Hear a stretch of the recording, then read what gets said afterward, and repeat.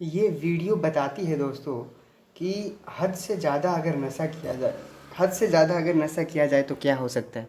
देखिए इस वीडियो में एक व्यक्ति ने इतना हद से ज़्यादा नशा किया था तो वो देखिए सीधा गटर में गिर जाता है। फिर उसकी किस्मत तो अच्छी थी, वो दूसरी तरफ से उसको लोग बचा लेते हैं। लेकिन मेरा ये रिक्वेस्ट है, अगर किसी के आपके घर परिवार में अगर ऐसे अगर लत लग गया है तो आप लोग प्लीज़ उनको बोलिए कि जब भी पीना है तो किसी एक प्रॉपर घर पे बैठ के वो पिया करें और बाहर ऐसे ना निकलें, नहीं तो ऐसे दुर्घटना हो सकती है दोस्तों। और ये सब लत लगाना ही नहीं है दोस्तों, क्योंकि ये सब चीज़ किसी को भी उन्नति के रास्ते पे लेके नहीं, हमेशा ही आपका विनाश करते हुए दिखेगी और आपका डिस्ट्रक्शन ही करते हुए दिखेगी, और कुछ अच्छा चीज़ इसमें नहीं है दोस्तों। तो इसीलिए इस वीडियो से सीखना चाहिए और आगे बढ़ना चाहिए। स्वागत करता हूँ मेरे इस यूट्यूब चैनल नंदुश ट्यूटोरियल में, और मेरे इस नए वीडियो जो कि है यूपीएससी और ओपीएससी तोड़फोड़ सीरीज, जिसमें हम लोग बहुत सारी तोड़फोड़ करने वाले हैं। तोड़फोड़ का मतलब मिशन प्रीलिम्स, और प्रीलिम्स को हम अच्छे तरीके से प्रिपेयर करके प्रीलिम्स को एक ही अटेम्प्ट में क्लियर करने वाले हैं। और ये 60 डेज़ का मिशन है। 60 डेज़ का मिशन में आपको 60 टास्क दिया जाएगा और हर टास्क को फिर रिवाइज भी किया जाएगा। जैसे कि येस्टरडे डे 5 में हम लोगों ने ये येस्टरडे का मैं देख रहा हूँ, येस्टरडे में हम लोगों ने बहुत सारी चीज़ों के बारे में देखा था। जैसे कि हम लोग ये 2 वीडियो में कंप्लीट करने वाले थे मीडिएवल हिस्ट्री। तो फिर आधा पूरा हम लोगों ने कंप्लीट कर दिया था, और उसमें बहुत सारे चीज़ें हम लोगों ने कंप्लीट किया था। और हम लोगों ने जो जो नहीं देखा है, जो पहली बार देख रहे हैं, तो वो प्लीज़ जाइए डे 1 से डे 2। डे 1 में बहुत सारा फिल्म्स के फैक्ट्स वगैरह, फिल्म्स के स्ट्रेटजी वगैरह के बारे में डिस्कस हुआ था। ये ना ही ओपीएससी बल्कि यूपीएससी में भी सेम आ जाएगा, क्योंकि ओपीएससी और यूपीएससी का बोर्ड का सिलेबस पूरा का पूरा सेम है। तो ओपीएससी और यूपीएससी में आपको कोई भी मतलब, ये यूपीएससी के लिए भी इक्वली रेलेवेंट है, मान के चलिए यूपीएससी के लिए ही है, ठीक है। डे 3 डे 4 में हम लोगों ने पूरा का पूरा एंशिएंट हिस्ट्री को कंप्लीट किया था। डे 1 और 2 में हम लोगों ने पूरा आर्ट एंड कल्चर को रिवाइज किया था। और ये UPSC OPSC state PCS competitive examination हर जगह ये काम आने वाला है मिडिवल हिस्ट्री। तो मिडिवल हिस्ट्री में हम लोगों ने फ्यूडलिज्म देखा था, दिल्ली सल्तनत, फिर मोबाइल नहीं है वो मुगल्स हैं, ठीक है।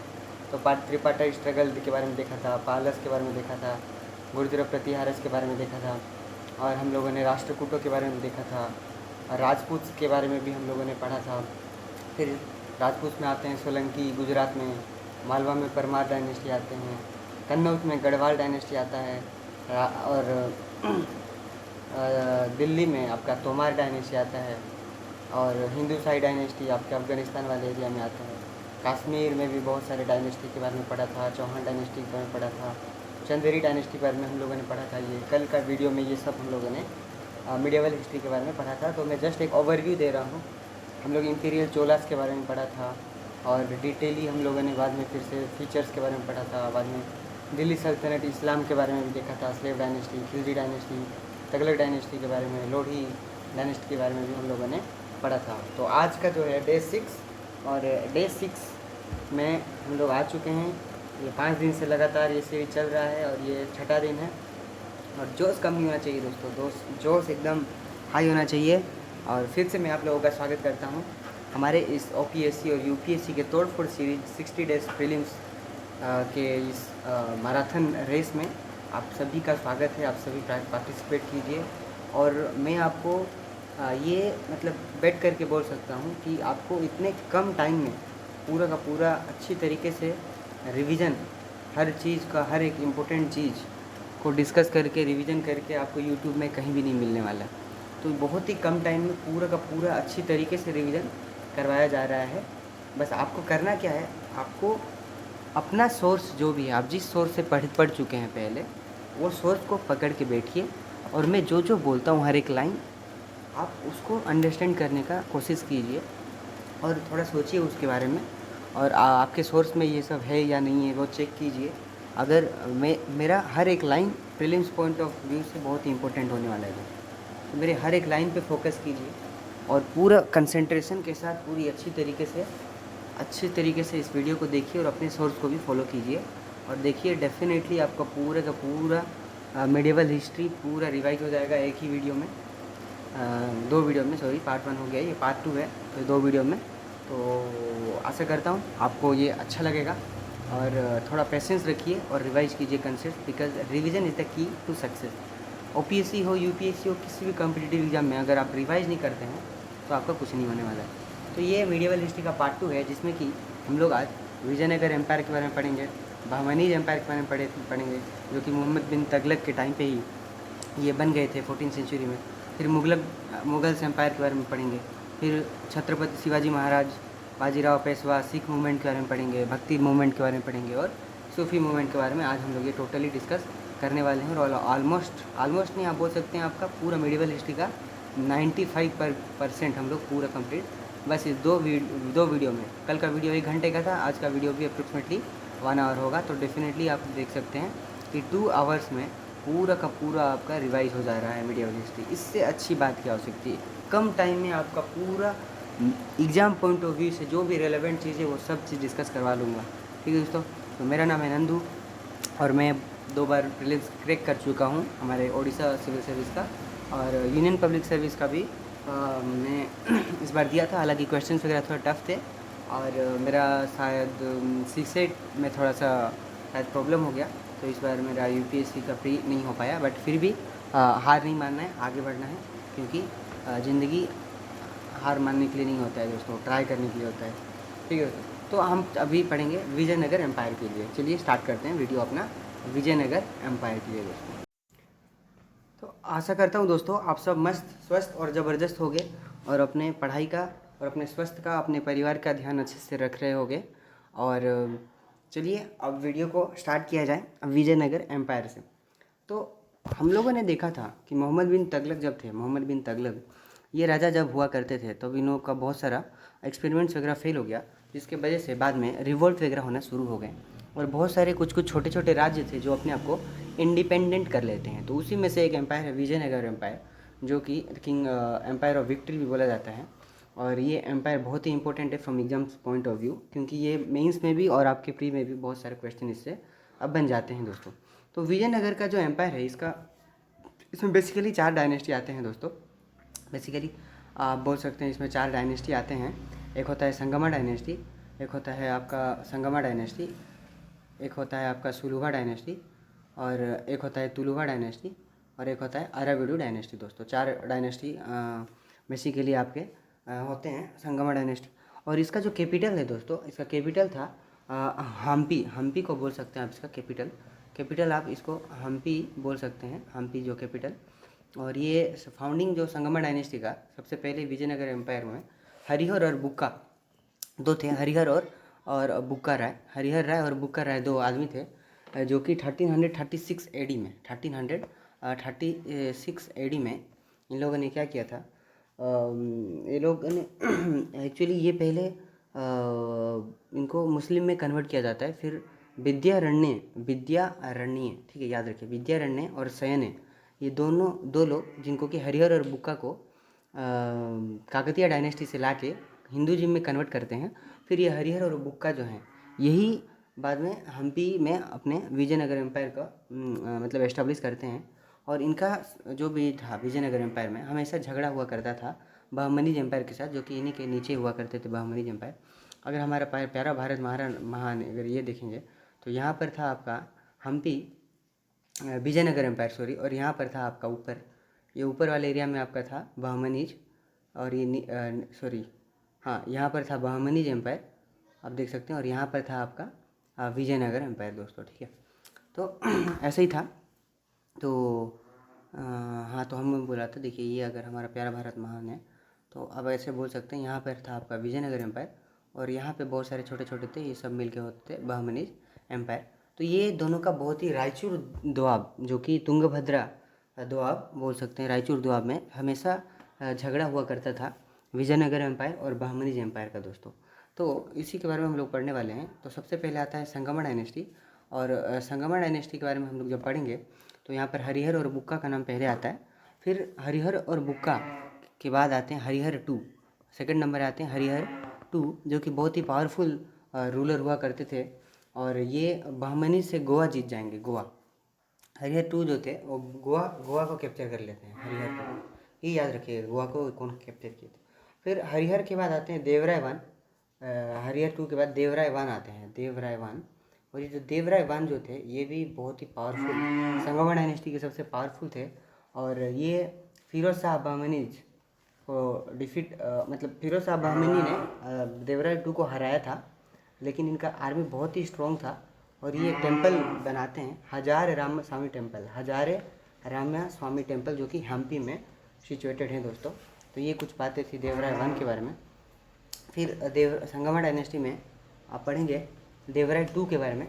देवराय 2 भी बहुत ही कंसोलिडेट करते हैं एम्पायर को, और मुस्लिम्स वगैरह को भी बहुत इंडक्ट करते हैं अपने आर्मी में, मुस्लिम्स वगैरह को भी इंडक्ट करते हैं अपने आर्मी में।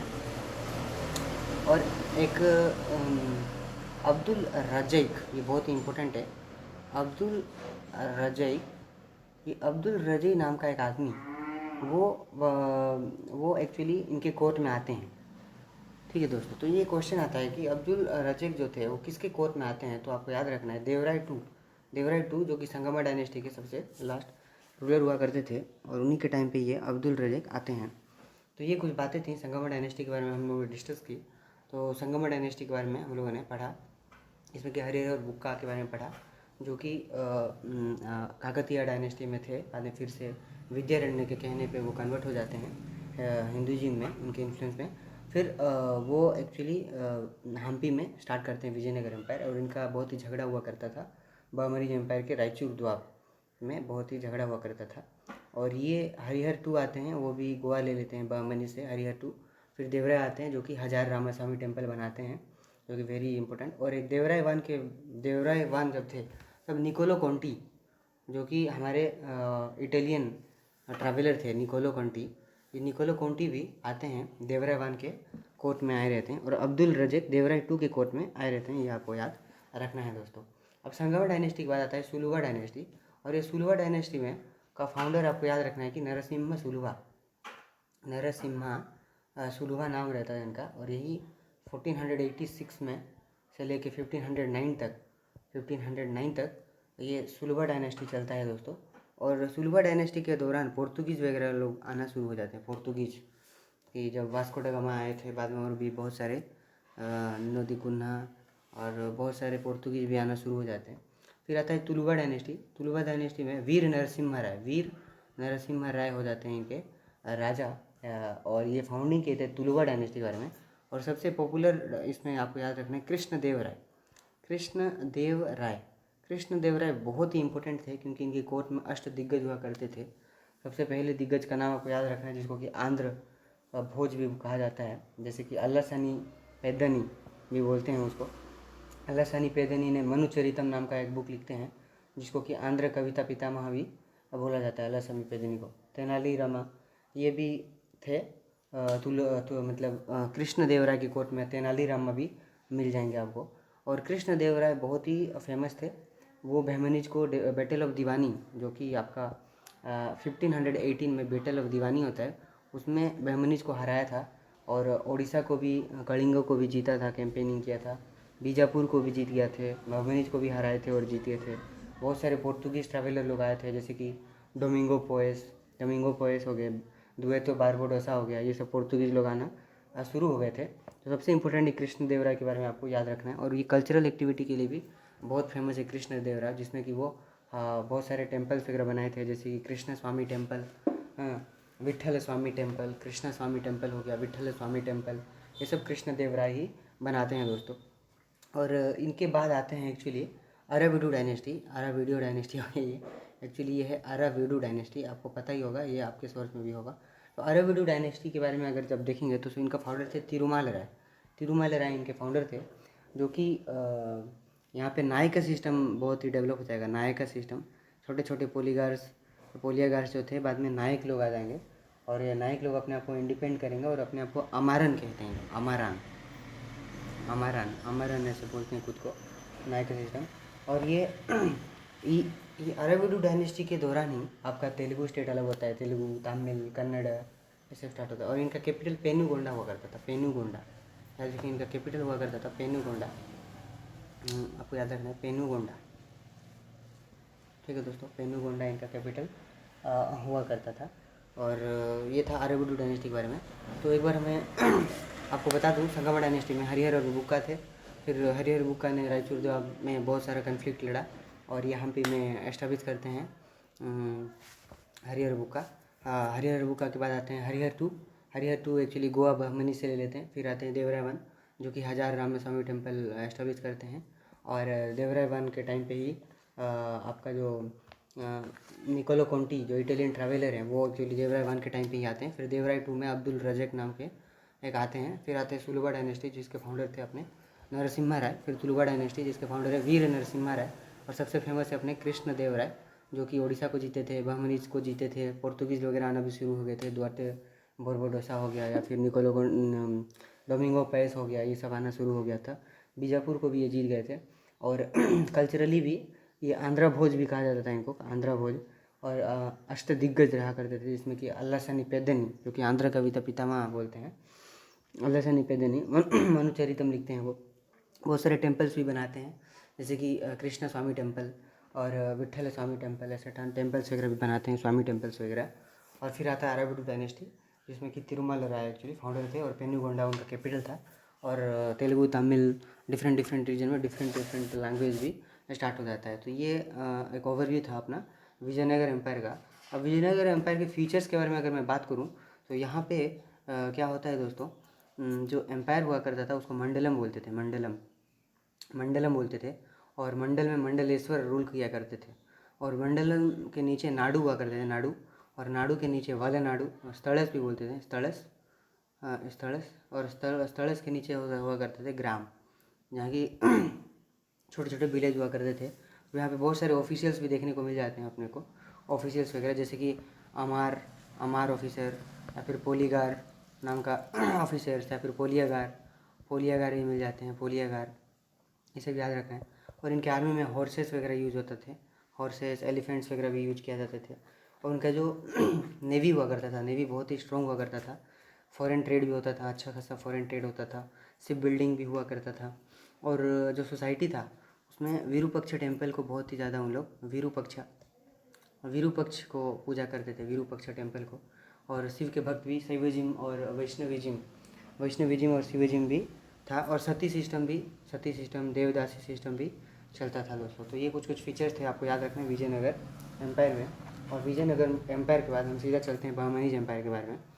और बहमनीज एम्पायर भी जस्ट आप अगर देख सकते हैं, ये अगर आपका विजयनगर एम्पायर हुआ करता था तो ये ऊपर वाला जो रीजन था ये आपका बहमनीज एम्पायर हुआ करता था दोस्तों। तो ये जो बहमनीज एम्पायर जो था, बहमनीज एम्पायर में अगर देखेंगे तो इनके फाउंडर थे हसन गांगू। उनके बाद आते हैं फिरोज शाह बहमनी, फिर आते हैं अहमद शाह, और फिर एक मोहम्मद गवान आते हैं। तो हसन गांगू फाउंडर थे बहमनीज शाह, इनका नाम ही बहमनीज शाह था और इन्हीं के नाम से बहमनीज एम्पायर स्टार्ट हुआ था। इनका जो कैपिटल था गुलबर्गा हुआ करता था, कैपिटल इनका गुलबर्गा हुआ करता था दोस्तों, ये याद रखना है आपको, कैपिटल गुलबर्गा हुआ करता था। आपको याद रखना है फिरोज शाह बहमनीज के बारे में। ये फिरोज शाह बहमनीज थे, ये जो थे आप जो मैं बोला आपको देवराय वन को हराए थे। तो ये डिफीट किए थे विजयनगर रूल में। और ये इनका हैंड राइटिंग बहुत ही अच्छा था और हिंदूज वगैरह को भी वो इंडक्ट वगैरह किए थे। तो फिरोज शाह बहमनीज भी इंपॉर्टेंट हो। फिर सबसे इंपॉर्टेंट होते हैं अहमद शाह बहुत ही इंपॉर्टेंट है, इनको महात्मा भी कहा जाता था। ये कैपिटल ट्रांसफ़र कर देंगे, गुलबर्गा में जो कैपिटल था उसको बिदेर शिफ्ट कर देंगे। और बहुत सारे सूफीस, बहुत सारे लोगों के साथ मतलब एसोसिएशन करेंगे। और ये भी बहुत पावरफुल थे, बट इनके बाद एक्चुअली डिक्लाइन होना शुरू हो गया।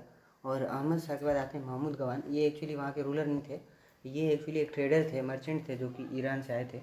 और ये बहुत ही एक इम्पोर्टेंट पर्सन थे, जैसे कि प्राइम मिनिस्टर जैसे वहाँ के। तो ये क्या किए थे, 8 प्रोविंस में डिवाइड कर दिए थे। प्रोविंस को तरफ बोला जाता था, तरफ, हाँ, प्रोविंस को तरफ बोला जाता था दोस्तों, तरफ। और तरफ में प्रोविंस को डिवाइड कर दिए थे। और इनका एडमिनिस्ट्रेशन बहुत ही अच्छा था। और एजुकेशन के लिए बहुत काम किए थे महमूद गवान, जहाँ कि आपको देखने को मिलेगा मदरसा, बिदेर में वो मदरसा एक बनवाते हैं। और लेकिन ये बहुत ही अच्छा काम कर रहे थे कि वहाँ के जो नोबल्स हुआ करते थे, अफकाकी और डेक्कन, 2 टाइप के नोबल्स हुआ करते थे। तो जो डेक्कन नोबल्स हुआ करते थे ये षड्यंत्र रच के महमूद गवान को मार देते हैं। फिर आपको पता है कि कृष्ण देव राय ने बैटल ऑफ दीवानी में 1518 जब होता है कृष्णदेवराय बैटल ऑफ दीवानी में इन लोग को हरा देते हैं। हराने के बाद दोस्तों ये जो बहमनीज एम्पायर था 5 एम्पायर में बढ़ जाता है ये भाई। तो 5 एम्पायर में यहाँ पे आ जाता है आपका बीजापुर, यहाँ जाता है गोलकोंडा, यहाँ पर आता है बिदेर, यहाँ पर आता है बरीद, यहाँ पर अहमदनगर। ऐसे 5 किंगडम में वो छोटा छोटा किंगडम में डिवाइड हो जाता है। और अहमदनगर में रूल करने लगते हैं निजाम्स वगैरह। अहमदनगर में निजाम्स रूल कर लेते हैं और बरीद में इमाद शाही रूल करते हैं। बिदेर में बरीद शाही, बेरार में इमेद शाही और गोलकोंडा में अब को देखने मिला कुतुब शाही और आपका बीजापुर में अर्दिल शाही नाम के ऐसे छोटे छोटे राजा लोग रूल करते हुए दिखाई देंगे दोस्तों। तो ये कुछ बातें थी जो कि बहमनीज एम्पायर के बारे में।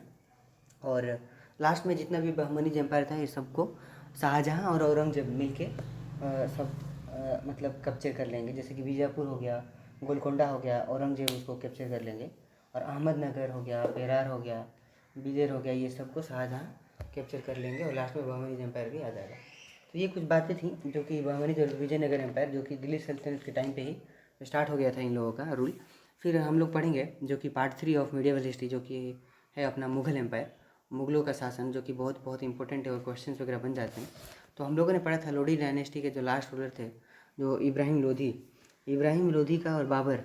इब्राहिम लोधी दौलत खान लोधी के साथ उनका कुछ इशू हो जाता है जिसकी वजह से दौलत खान लोधी बाबर को इनवाइट करते हैं और 80,000 सेना थे और बाबर की 11,000 सेना जीत जाते हैं। क्यों जीत जाते हैं और वो सबसे बड़ा क्वेश्चन है जिसके बारे में हम लोग डिस्कस करेंगे। बाबर के बारे में पढ़ेंगे, फिर हुमायूं के बारे में पढ़ेंगे, फिर अपन लोग शेर शाह सूरी के बारे में पढ़ेंगे, फिर अकबर के बारे में पढ़ेंगे, फिर जहांगीर आते हैं उनके बेटे उसके बारे में पढ़ेंगे, फिर शाहजहाँ, फिर औरंगजेब। तो ये पूरा हम लोग लाइन बाय लाइन पूरा अच्छे से एक एक करके पढ़ेंगे और बहुत ही मज़ा आने वाला है। और स्टार्ट करते हैं फिर मुग़ल एम्पायर के बारे में। और चलिए स्टार्ट करते हैं फिर। तो स्टार्ट करते हैं पहले बाबर से। बाबर ने ही मुग़ल एम्पायर का जो नींव रखा था। और ये 11,000 सेना और 11,000 सेना कैसे 80,000 पे भारी पड़ गया, वो सबसे बड़ा क्वेश्चन आता है मेंस में भी। तो एक्चुअली एक टेक्टिक्स यूज किए थे, तुलगुमा टेक्टिक्स, जिसमें कि गन पाउडर का इस्तेमाल हुआ करता। तुलगुमा टेक्टिक्स इसमें गन पाउडर का इस्तेमाल होता था। और ये मोबाइल कैनन्स वगैरह यूज करते थे, मोबाइल कैनन्स वगैरह, गन्स वगैरह भी लाए थे, गन वगैरह का यूज करते थे। और ये बोलेंगे जिहाद करेंगे। और लोधी के भी बहुत सारे इंटरनल वीकनेसेस के बारे में पता था। दौलत खान लोधी एक्चुअली बिट्रे किए थे उनको और इसी के कारण था कि ये बाबर इतना कम सेना होने के बावजूद भी बाबर जीत जाते हैं। तो बाबर का अगर हिस्ट्री देखेंगे तो ये फरगना के रूलर थे एक स्नेग मिर्ज़ा और स्नेग मिर्ज़ा के ही पुत्र थे। ये 1500 फर्स्ट बैटल ऑफ पानीपत जो होता है 1525 और 1526 से लेके 1530 तक ये रूल करते हैं। बस 4 साल ही रूल करते हैं, इनका ज़्यादा कुछ था नहीं। और ये स्नेग मिर्ज़ा जो कि फरगना के रूलर थे उनके बेटे थे। लेकिन जब स्नेग मिर्ज़ा मर जाते हैं तो उनके चाचा वहाँ पे शिवानी खान उज्बेक पूरा का पूरा सत्ता लेके और बाबर को वहाँ से भगा देते हैं। जब बाबर को वहाँ से फरगना में भगा देते हैं मार के, तो फिर बाबर क्या करते हैं 1504 में वो काबुल को कैप्चर करते हैं। काबुल को 1504 में वो कैप्चर करते हैं। और ये एक्चुअली रिलेटेड हैं तैमूर से और चंगेज़ खान। अपने फादर साइड से अगर देखेंगे तो वो तैमूर के रिलेशन में आते हैं और मदर साइड से चंगेज़ के रिलेशन में आते हैं। तो मतलब कितने खतरनाक आदमी थे बाबर, आप देख सकते हैं। दो बड़े बड़े दिग्गज के यहाँ से उनका रिलेशन में आता है। तो ये बहुत बार अटैक करने का कोशिश पहले ही कर चुके थे बैटल ऑफ पानीपत के पहले, लेकिन सक्सेस नहीं मिला। बट 5th टाइम जब वो अटैक किए, जब दौलत खान लोधी जब बुलाते हैं और तब उनको सक्सेस मिल जाता है बैटल ऑफ पानीपत में और ये इब्राहिम लोधी को हराते हैं। और हरा तो देते हैं लेकिन फिर भी इनका जीवन शांति से नहीं गुजरता है। 1527 में फिर से वो एक युद्ध लड़ते हैं। आपको याद रखना है वो हर एक साल एक युद्ध लड़ते हैं। 1527 हो गया, 1528, 1529। तो ये युद्ध को KCG बोलते हैं, KCG। तो पहले के मतलब खनवा, बैटल ऑफ खनवा बोलते हैं, बैटल ऑफ खनवा, जो कि राणा सांगे राजपूत रूलर के साथ इनका राजपूत लोग पहले एक्चुअली इन लोगों को बहुत ही एक्सेप्ट नहीं करते हैं कि स्टार्टिंग में दिल्ली सल्तनत फिर मुग़ल एम्पायर ये तो राणा सांगे एक राजपूत रूलर थे, इनसे बैटल ऑफ खनवा हुआ। फिर एक ही साल के बाद बैटल ऑफ चंदेरी मालवा में बैटल ऑफ चंदेरी लड़ते हैं मालवा वाले एरिया में। फिर बैटल ऑफ घाघरा भी ये लड़ते हैं अफगान वाले एरिया में। तो इनका ज़िंदगी में सिर्फ बैटल ही बैटल। और फिर बाद में 1530 में वो मर जाते हैं। और तो बहुत ही इनका सिंपल कहानी है। और ये सिल्वर कॉइन्स वगैरह डिस्ट्रीब्यूट करते हैं, जिसको कलंदर बोला जाता है। कलंदर कलंदर सिल्वर कॉइन्स वगैरह डिस्ट्रीब्यूट करते हैं। और ये एक बुक इनके नाम पे है जो कि तुझके बाबरी नाम पे है, जो कि तुर्की लैंग्वेज में लिखा हुआ था। लेकिन अकबर के टाइम पे अब्दुल रहीम खाने ने और तुझके बाबरी को ट्रांसलेशन किया था। और ये एक नया स्टाइल ऑफ राइटिंग, मुबैयर राइटिंग स्टार्ट किए थे। मुबैयर राइटिंग मतलब नया स्टाइल ऑफ राइटिंग है, स्टार्ट किए थे इन्हीं के टाइम पे। और एक बुक लिखते हैं रिसल ई उसाज, वेरी वेरी इंपॉर्टेंट है दोस्तों ये बुक, जो कि मुबैयर टेक्निक को यूज करके लिखा हुआ था। और ये रिसल ई उसाज बुक का नाम है। तो और ये फॉलो करते थे एक सूफ़ी को, जिसको कि उबैदुल्ला आहरर बोला जाता है, उबैदुल्ला आहरर। तो ये कुछ बातें थी बाबर के बारे में, जैसे कि बाबर के बारे में हम लोग पानीपत की बात बोलें, या फिर स्नेक मिर्ज़ा के बारे में बात बोले। फिर वो काबुल को बाद में 1504 में वो क्या कॉन्क्वेर करते हैं। ये कहाँ कहाँ रिलेशन था चंगेज़ खान और जैसे कि आप तैमूर का रिलेशन में आते थे। और ये actually battle of Khanwa, battle of Chanderi, battle of Ghaghra और कलंदर के बारे में बात बोले। मुबैयर रिसलू सज के बारे में हम लोगों ने देखा। फिर तुझ के बाबरी के बारे में भी हम लोगों ने देखा। और इनके सूफ़ी जो सेंट थे उबैदुल्ला आहरर, उबैदुल्ला आहरर के बारे में भी हम लोगों ने देखा। तो बाबर के बारे में ये कुछ इंपॉर्टेंट प्रीलिम्स के पॉइंट ऑफ व्यू से हम लोगों ने देख लिया। अब इसके बाद आगे देखते हैं हुमायूं के बारे में।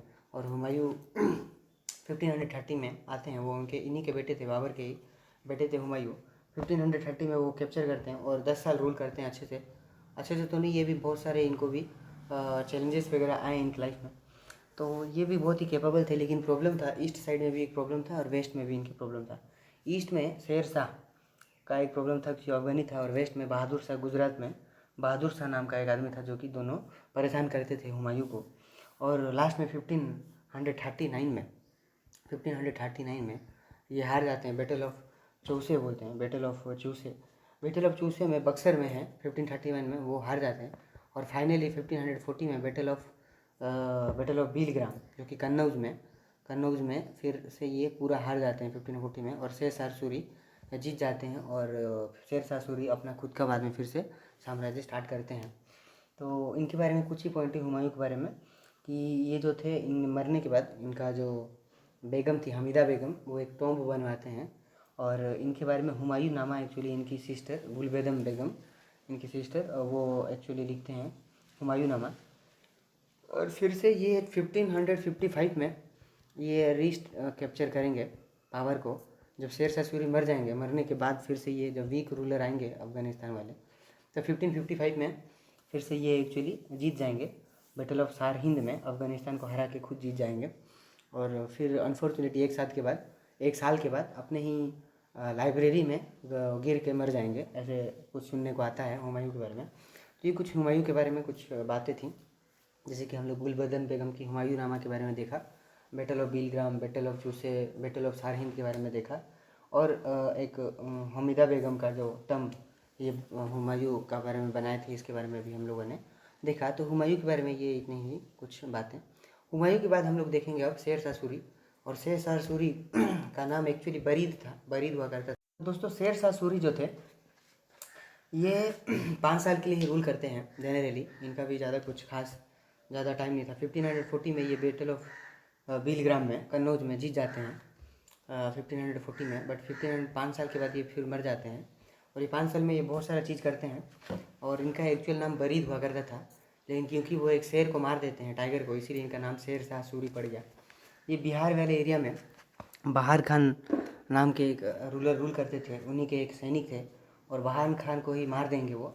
और बहार खान की पत्नी के साथ वो शादी कर लेते हैं। और ये 47 एम्पायर में डिवाइड कर देंगे। उसको सरकार बोलते हैं, सरकार प्रोविंस वगैरह को सरकार बोलते हैं। और ये सरकार में डिवाइड कर देंगे।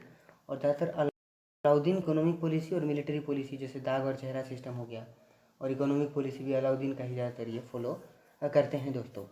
और ये एक रुपया सिस्टम इन्वेंट करते हैं, रुपया, जो कि सिल्वर बेस्ड करेंट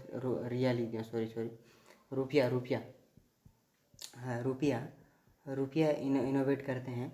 और ये सिल्वर बेस्ड कॉइन के साथ वो एक्चुअली होता है। और कंस्ट्रक्शन बहुत करते हैं, जैसे ग्रांड ट्रंक रोड के बारे में कंस्ट्रक्शन करते हैं, जीटी रोड। और सराई हाउस वगैरह बनाते हैं, सराई हाउस जो कि गेस्ट हाउस वगैरह भी बनाते हैं। और पोस्टल सिस्टम भी इंट्रोड्यूस करते हैं। और ये अपना टॉम भी बनवाते हैं, शेर शाह सूरी का टॉम, जो कि बहुत ही फेमस है, जो कि बिहार में ही है, सासाराम में। तो वो भी है। और इन्हीं के टाइम पे मलिक मोहम्मद जैसे, जो कि पद्मावत जो मूवी देखते हैं आप, वो भी लिखा गया था। और ये एक सिटी बनाए थे, और सिटी का नाम भी शेर शाह था, कन्नौज के पास ही, दिल्ली के पास भी एक सिटी बनाए थे। तो शेर शाह सूरी के बारे में ये कुछ चीज़ें हम लोगों को पता होनी चाहिए थी, वो हम लोगों ने देख लिया। और शेर शाह सूरी के बाद फिर तो बाद में हुमायूं आते हैं। हुमायूं थोड़ा जीत जाते हैं बैटल ऑफ सारिंद में, फिर बाद में 1 साल में वो मर जाते हैं।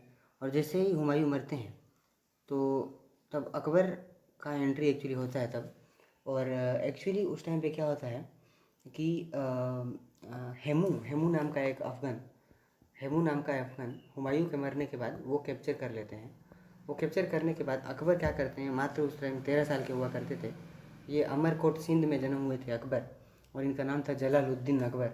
और ये अमरकोट सिंध में जन्म हुए थे। ये अफ़गानिस्तान के में ये कैंपेनिंग वगैरह कर रहे थे, तभी पता चलता है हुमायूं मर गए और हेमू ने कब्जा कर लिया है। हेमू ने कब्जा कर लिया था। तो हेमू के कब्जा करने के बाद वो बैरम खान मतलब अकबर के ही एक मतलब चाचा टाइप के लगेंगे वो, बैरम खान। तो बैरम खान के मदद से अकबर ने रिकैप्चर किया थ्रोन को, और उसी को सेकंड बैटल ऑफ पानीपत भी कहा जाता है, जब अकबर 13 साल के थे। और एक्चुअल बैरम खान ने ही एक्चुअली वो लड़ाई जीती थी, सेकंड बैटल ऑफ पानीपत, जो कि हुआ था 1556 में ही हुआ था। ये हेमू और बैरम खान के बीच में, और बैरम खान के बीच मतलब बैरम खान ही रूल कर रहे थे in the name of Akbar. Akbar के ये पे वो एक्चुअली रूल मतलब लड़ाई वगैरह किए थे। तो ये सेकंड बैटल ऑफ पानीपत की बात है। और तब से बाद में फिर से 4 साल 1560 तक बैरम खान रूल किए अकबर के नाम पे। फिर अकबर को किसी ने शायद बोला, उन्हीं के महाम अनगे ने बोले कि बैरम खान धीरे धीरे सत्ता कब्जा करके अकबर को मार डालेंगे। तो इसीलिए अकबर क्या करते हैं कि बैरम खान को भेज देते हैं, बोलते हैं कि आप जाओ मक्का और मदीना घूमने आओ। और फिर कुछ लोग बोलते हैं कि गुजरात में ही बैरम खान का मर्डर कर दिया जाता है, और बैरम खान की जो पत्नी है और उनके बच्चे को अकबर एडॉप्ट कर लेते हैं। तो ऐसे कुछ कहानी है, इंटरेस्टिंग कहानी वगैरह, जो कि अकबर जी के बारे में फेमस है। तो ये एक्चुअली 1560 तक तो बैरम खान रूल करते हैं। 1560 के बाद 1562 तक उनके एक दादी थे महम अनगे, और वो रूल करते हैं, जिसको कि पेटी कोट गवर्नमेंट भी बोला जाता है। पेटी कोट मतलब वैसे ही उनके जो फैमिली वाले ही सब संभाल लेते हैं, क्योंकि वो सोचते थे कि अकबर तो अभी बच्चा है। फिर 1562 में अकबर खुद मिलिट्री कैंपेन्स वगैरह स्टार्ट करते हैं, मिलिट्री कैंपेन्स खुद स्टार्ट करते हैं। और जैसे कि वो बहुत कन्क्वेयर करते हैं, जैसे कि मालवा वाला एरिया को कन्क्वेयर करेंगे। फिर गोंडवाना वाला एरिया को कैप्चर करेंगे। गोंडवाना जिसको कि उसमें किला था, गढ़ कटेंगे बोल के किला था, जिसमें कि Rani Durgavati important role play करती हैं। फिर राजस्थान वाले राजपूताना वाले एरिया में भी वो जोधा बाई के साथ शादी वादी करके फिर से अच्छे संबंध, मैट्रिमोनियल और फ्रेंडशिप अलायंस वगैरह करते हैं। फिर हर के भाई राजा कछवाहे राजा के पुत्री हर के भाई के साथ भी शादी करते हैं, और वो भी एरिया वो कैप्चर करते हैं। फिर सबसे इम्पोर्टेंट बैटल आपको याद रखना है 1576 में, जो कि बैटल ऑफ गोगुंडा बैटल भी बोलते हैं, या फिर बैटल ऑफ हल्दी घाटी भी बोलते हैं, जो कि राणा प्रताप मेवाड़ में राणा प्रताप हुआ करते थे। और राणा प्रताप के साथ इनका बहुत ही घमासान युद्ध हुआ था, जिसमें कि इनके ही एक बड़े नवरत्न बोल सकते हैं, नवरत्न में राजा मानसिंह हुआ करते थे, और वही मानसिंह लड़ने गए थे राणा प्रताप के साथ। तो ये बहुत सारे एरिया भी, बहुत सारे इंडिया का एरियाज वगैरह को अकबर कैप्चर कर लिए थे। और इनके टाइम पे, अकबर के टाइम पे ये बहुत सारे एडमिनिस्ट्रेटिव रिफॉर्म्स वगैरह करते हैं। एडमिनिस्ट्रेटिव रिफॉर्म्स सबसे पहले हम लोग देखेंगे मनसबदारी सिस्टम, जो कि बहुत इंपॉर्टेंट है और क्वेश्चन भी आता है। तो मनसबदारी सिस्टम है क्या, जाट और सवार सिस्टम, जाट सिस्टम और सवार सिस्टम। तो जाट क्या है दोस्तों, जाट और सवार सिस्टम, जाट और सवार सिस्टम उनका ही एक ब्यूरोक्रेटिक स्ट्रक्चर है, जो कि जागीरदारी सिस्टम को बेस करके है। और ये सिस्टम मंगोलिया से आता है। ये क्वेश्चन आया है प्रीलिम्स में कि ये मनसबदारी सिस्टम कहाँ से आया है, तो वो मंगोलिया से आया है एक्चुअली। मंगोलिया से, सेंट्रल एशिया से यह सिस्टम आता है, जिसमें कि एक आदमी को 2 रैंक दिया जाता है। सेकंड वाला रैंक में सवार दिया जाता है कि इतना हॉर्सेस वगैरह उनको मेंटेन करना है, और जाट में उनका रैंक डिसाइड होता है। और सैलरी भी उसी से आपका डिसाइड होता है। जाट में उनका रैंक और सैलरी जाट से डिसाइड होता है। और इन्हीं के टाइम पे बहुत सारे डिपार्टमेंट्स वगैरह भी बनते हैं, जैसे कि सबसे इम्पोर्टेंट डिपार्टमेंट उसमें मीर सामान जो कि सामान जो है वो रॉयल हाउस होल्ड के हेड हुआ करते थे, मीर सामान। और दूसरा डिपार्टमेंट के बारे में आपको याद रखना है, एक काजी डिपार्टमेंट हुआ करता था जो कि रिलीजियस लॉ शरीयत वगैरह को देखा करते थे। और थर्ड डिपार्टमेंट के बारे में दीवाने आले जो था, दीवाने आले ये फाइनेंस डिपार्टमेंट को देखते थे। दीवाने आले ये फाइनेंस रिलेटेड मैटर से देखते थे, दीवाने आले। और एक डिपार्टमेंट था वजीर जो हुआ करते थे, इनके वजीर, ये इंपॉर्टेंट फाइनेंशियल पोस्ट पे जो हुआ करते थे वो वजीर हुआ करते थे। और एक वजीर के साथ इनके मीर बख्शी जो कि मिलिट्री में बहुत ही इंपॉर्टेंट पोस्ट हुआ करता था, मीर बख्शी। ये सब इंपॉर्टेंट पोस्ट वगैरह उन्हीं के टाइम पे आया था। फिर एक सद्र नाम का एक डिपार्टमेंट था उनका, सद्र। तो सद्र में क्या होता है दोस्तों, उसमें भी रिलीजियस लॉ वगैरह को इंटरप्रिटेशन वगैरह किया जाता था। और ये क्या किए थे, अपने प्रोविंस को सूबा बोलते थे, सूबा। फिर सूबा का छोटा यूनिट को बोलते थे सरकार, सूबा, सरकार। फिर सरकार को डिवाइड करके सूबा, सरकार के बाद परंगना, फिर परंगना को फिर से डिवाइड करके विलेज बोलते थे। तो ऐसे छोटे छोटे यूनिट में ये डिवाइड किए थे, जहाँ की ऑफिसर्स वगैरह इनके हुआ करते थे दोस्तों। अब हम लोग थोड़ा सा इनके रेवेन्यू रिफॉर्म्स के बारे में थोड़ा देख लेते हैं, अकबर के बारे में। अकबर के रेवेन्यू वो कैसे करते थे। तो इनिशियली वो एक ककोरी सिस्टम लाते हैं, ककोरी सिस्टम अलाउद्दीन का सिस्टम था, लेकिन वो फेल हो जाता है, उतना इफेक्टिव नहीं था। फिर आईने दसाले सिस्टम जो कि टोडरमल सिस्टम भी बोलते हैं, टोडरमल इन्हीं के एक नवरत्न में से एक हुआ करते थे, टोडरमल। और टोडरमल सिस्टम में हम लोग देखते हैं कि आईने दसाले सिस्टम, जिसमें कि लैंड को 4 टाइप्स में डिवाइड करते हैं। एक को बोलते हैं पोलज लैंड, जिसको कि बेस्ट क्वालिटी लैंड बोला जाता है, पोलज। फिर एक लैंड बोलते हैं परौती, फिर एक को चाचर और एक को बंजर। तो इस 4 टाइप का लैंड था। और इनका जो टैक्स कलेक्शन था वो 1/3 of average production of 10 year, 10 साल का एवरेज प्रोडक्शन को 1/3 ही लेते थे। मतलब बहुत ही अच्छा बोल सकते हैं, बहुत ही कम रेवेन्यू था, मतलब रेट था। और ये जजिया को भी अबोलिश कर दिए थे, जो कि रिलीजियस पहले जो स्टार्ट किए थे कुतुबुद्दीन ऐबक ने जजिया लगाया था। फिर फिरोज शाह तगलक लगाते हैं, हर मुस्लिम लोग जजिया लगाते थे। जजिया एक पिलग्रिमेज टैक्स है जो कि हिंदू लोगों पे लगता था, तो उसको एबोलिश कर देते हैं। तो इसलिए अकबर को ग्रेट बोलते हैं, क्योंकि वो रिलीजियस टॉलरेंस बहुत ही माना करते थे। तो इनका अगर रिलीजियस रिफॉर्म्स के बारे में देखें तो सबसे पहले ये पिलग्रिमेज टैक्स जो जजिया था 1560 में एबोलिश करते हैं। और बहुत ही लिबरल पॉलिसीज वगैरह हुआ करता है, लिबरल पॉलिसी, और हर रिलीजन को वो इक्वली देखते थे। और ये एक कंसेप्ट देते हैं सूले कुल, मतलब यूनिवर्सल टॉलरेंस का कंसेप्ट देते हैं, जो कि अबुल फजल फैजी और शेख मुबारक के कंसेप्ट को लेके कि ये यूनिवर्सल टॉलरेंस सूले कुल का कंसेप्ट भी डिवाइस किए होते हैं। और ये एक इबादत खाना बनाते हैं, इबादत खाना, जहाँ की हाउस ऑफ वर्शिप भी बोला जाता है। और एक ऑर्डर भी इशू करते हैं, महाजर में क्या होता है दोस्तों कि कोई भी आके किसी भी रिलीजन का करेक्ट इंटरप्रिटेशन कर सकता है, क्या सही है क्या गलत है। तो डिफरेंट इबादत खाने में डिफरेंट रिलीजियस हेड को बुलाते थे और वहाँ उनके बातों को सुनते थे और क्या सही है क्या गलत है। और बाद में वो एक्चुअली बाद में कंक्लूड करते हैं कि हर एक रिलीजन पीस के बारे में ही बताता है। और वो एक कोड ऑफ कंडक्ट लाते हैं, दीन इलाही 1582 में दीन इलाही नाम का एक कोड ऑफ कंडक्ट लाते हैं और वो उसको बाद में इम्प्लीमेंट करने का ट्राई करते हैं। लेकिन 1590s के बाद उनको बहुत सारा प्रॉब्लम्स वगैरह उनको देखने को मिलता है, बहुत सारे रिवोल्ट वगैरह देखने को मिलता है, जिसमें कि यूसुफजाई रिवोल्ट जो था, यूसुफजाई ट्राइब का रिवोल्ट जो था वो बहुत ही इंपॉर्टेंट रिवोल्ट है, जिसमें कि बीरबल, उनके एक नवरत्न में से एक बीरबल थे हुआ करते, वो मर जाते हैं उज्बेक रिवोल्ट में। तो ये क्वेश्चन भी आता है कि बीरबल किस रिवोल्ट में मरे थे, किस ईयर में। तो 1590 के वक्त 92 में जब उज्बेक रिवोल्ट होता है तभी बीरबल मर गए थे। तो ये कुछ उनका रिलीजियस रिफॉर्म्स वगैरह के बारे में हम लोगों ने देखा। और अब हम लोगों ने उनका सोशल रिफॉर्म्स के बारे में भी देखेंगे। सोशली भी ये बहुत सारा लॉ वगैरह बनवाते हैं, जैसे कि मोनोगामी को प्रमोट करते हैं। भले ही वो खुद एक से ज़्यादा शादी कर लिए थे क्योंकि उनको नहीं पता था उसके बारे में, लेकिन बाद में वो मोनोगामी को ही प्रमोट करते हैं। और मैरिज का एज जो हुआ करता था वो बॉयज़ के लिए 16 कर देते हैं, जो मिनिमम एज जो है, और गर्ल्स के लिए 14, मतलब चाइल्ड मैरिज को एक तरीके से वो बैन करने का सोच रहे थे, मतलब इम्प्लीमेंट किए थे। और ये सती को एबोलिश कर दिए थे, सती सिस्टम जो हमेशा चलता था उसको एबोलिश कर दिए थे, और मोरल इथिक्स और स्पिरिचुअल इथिक्स को बहुत ही प्रमोट करते थे। इसीलिए अकबर को अकबर द ग्रेट के नाम से भी जाना जाता है दोस्तों। तो ये था कुछ अकबर के बारे में इंटरेस्टिंग बातें, और प्रीलिम्स के पॉइंट ऑफ व्यू से जो जो इम्पोर्टेंट था वो मैं बताया। और कैसा लगा आपको कमेंट में मेरे को बताइएगा अकबर के बारे में। अब हम लोग अकबर से सीधे हम लोग जाएंगे जहांगीर की ओर।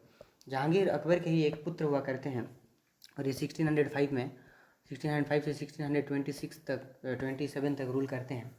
और ये फादर के लिबरल पॉलिसी को कंटिन्यू करते हैं, और ये शादी कर लेते हैं नूरे जहां से, जिसको कि महमूद निस्से बोलते हैं, जो कि वीडो हुआ करती थी शेर अफगन की वीडो नूरे जहान के साथ शादी करते हैं।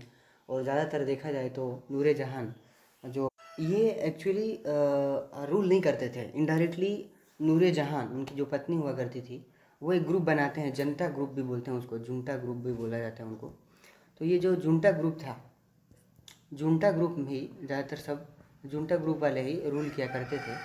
और ये अगर इनका अचीवमेंट अगर देखा जाए तो ये जो गोगुंडा बैटल जो हुआ था 1576 में, जब मानसिंह के साथ जब युद्ध हुआ था, गोगुंडा बैटल ऑफ हल्दी घाटी, जो कि राणा सांगे राणा प्रताप के साथ जो युद्ध हुआ था मेवाड़ वाले राजा, तो वो मेवाड़ वाले का इशू वो सोल्व कर देते हैं, जो कि सोल्व नहीं हुआ था।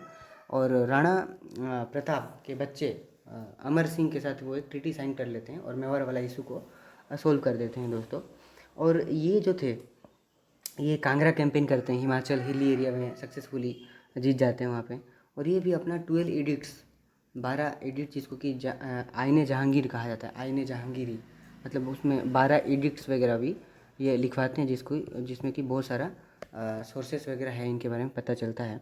और इन्हीं के टाइम पे जो पेंटिंग्स वगैरह बहुत ही डेवलपमेंट होता है, क्लाइमेक्स पे पेंटिंग वगैरह आ गया था, तस्वीरें खाना, और वहाँ पे अब्दुल संवाद और मीर सैयद अली, फ़ारूक बेग, जैसे डिफरेंट डिफरेंट पेंटर्स वगैरह भी इन्हीं के टाइम पे दिखते हैं। और ये एक स्कॉलर्स वगैरह भी थे, तुजू के जहांगीरी, इनके स्कॉलर्स वगैरह लिखते हैं तुजू के जहांगीरी, जो कि बहुत ही इंपॉर्टेंट है। और ये justice, great lover of justice भी बोल सकते हैं आप, ग्रेट लवर ऑफ जस्टिस। और ये जो मनसबदारी सिस्टम था, मनसबदारी सिस्टम में थोड़ा सा चेंज करते हैं, उनके उधर दो आसपा सिस्टम, सी आसपा सिस्टम्स वगैरह लगाते हैं, दो आसपा और सी आसपा सिस्टम। तो दो आसपा और सी आसपा सिस्टम मतलब डिटोरिएशन ऑफ लॉ भी हम लोग बोल सकते हैं, डिटोरिएशन ऑफ लॉ, जिसमें कि जो मनसबदारी सिस्टम था उसमें कम्प्लेक्सिटी आना शुरू हो जाता है। और इन्हीं के टाइम पे विलियम हॉकिंग्स, जो कि ब्रिटेन के बहुत सारे एम्बेसडर्स वगैरह आते हैं, जैसे कि विलियम हॉकिंस आते हैं, सर थॉमस रॉय भी आते हैं जहांगीर के दरबार में, sir Thomas Roy, William Hawkins वगैरह भी आना शुरू कर देते हैं दोस्तों। तो ये कुछ बातें थी जहांगीर के बारे में। और जहांगीर के बाद आते हैं उनके बच्चे शाहजहाँ के बारे में हम लोग अभी देखेंगे। तो जो शाहजहाँ थे दोस्तों, शाहजहाँ तो वो ये इनका एक्चुअल नाम था खुर्रम, खुर्रम इनका नाम था एक्चुअली, और बहुत ही रोमांटिक आदमी बोल सकते हैं इनको।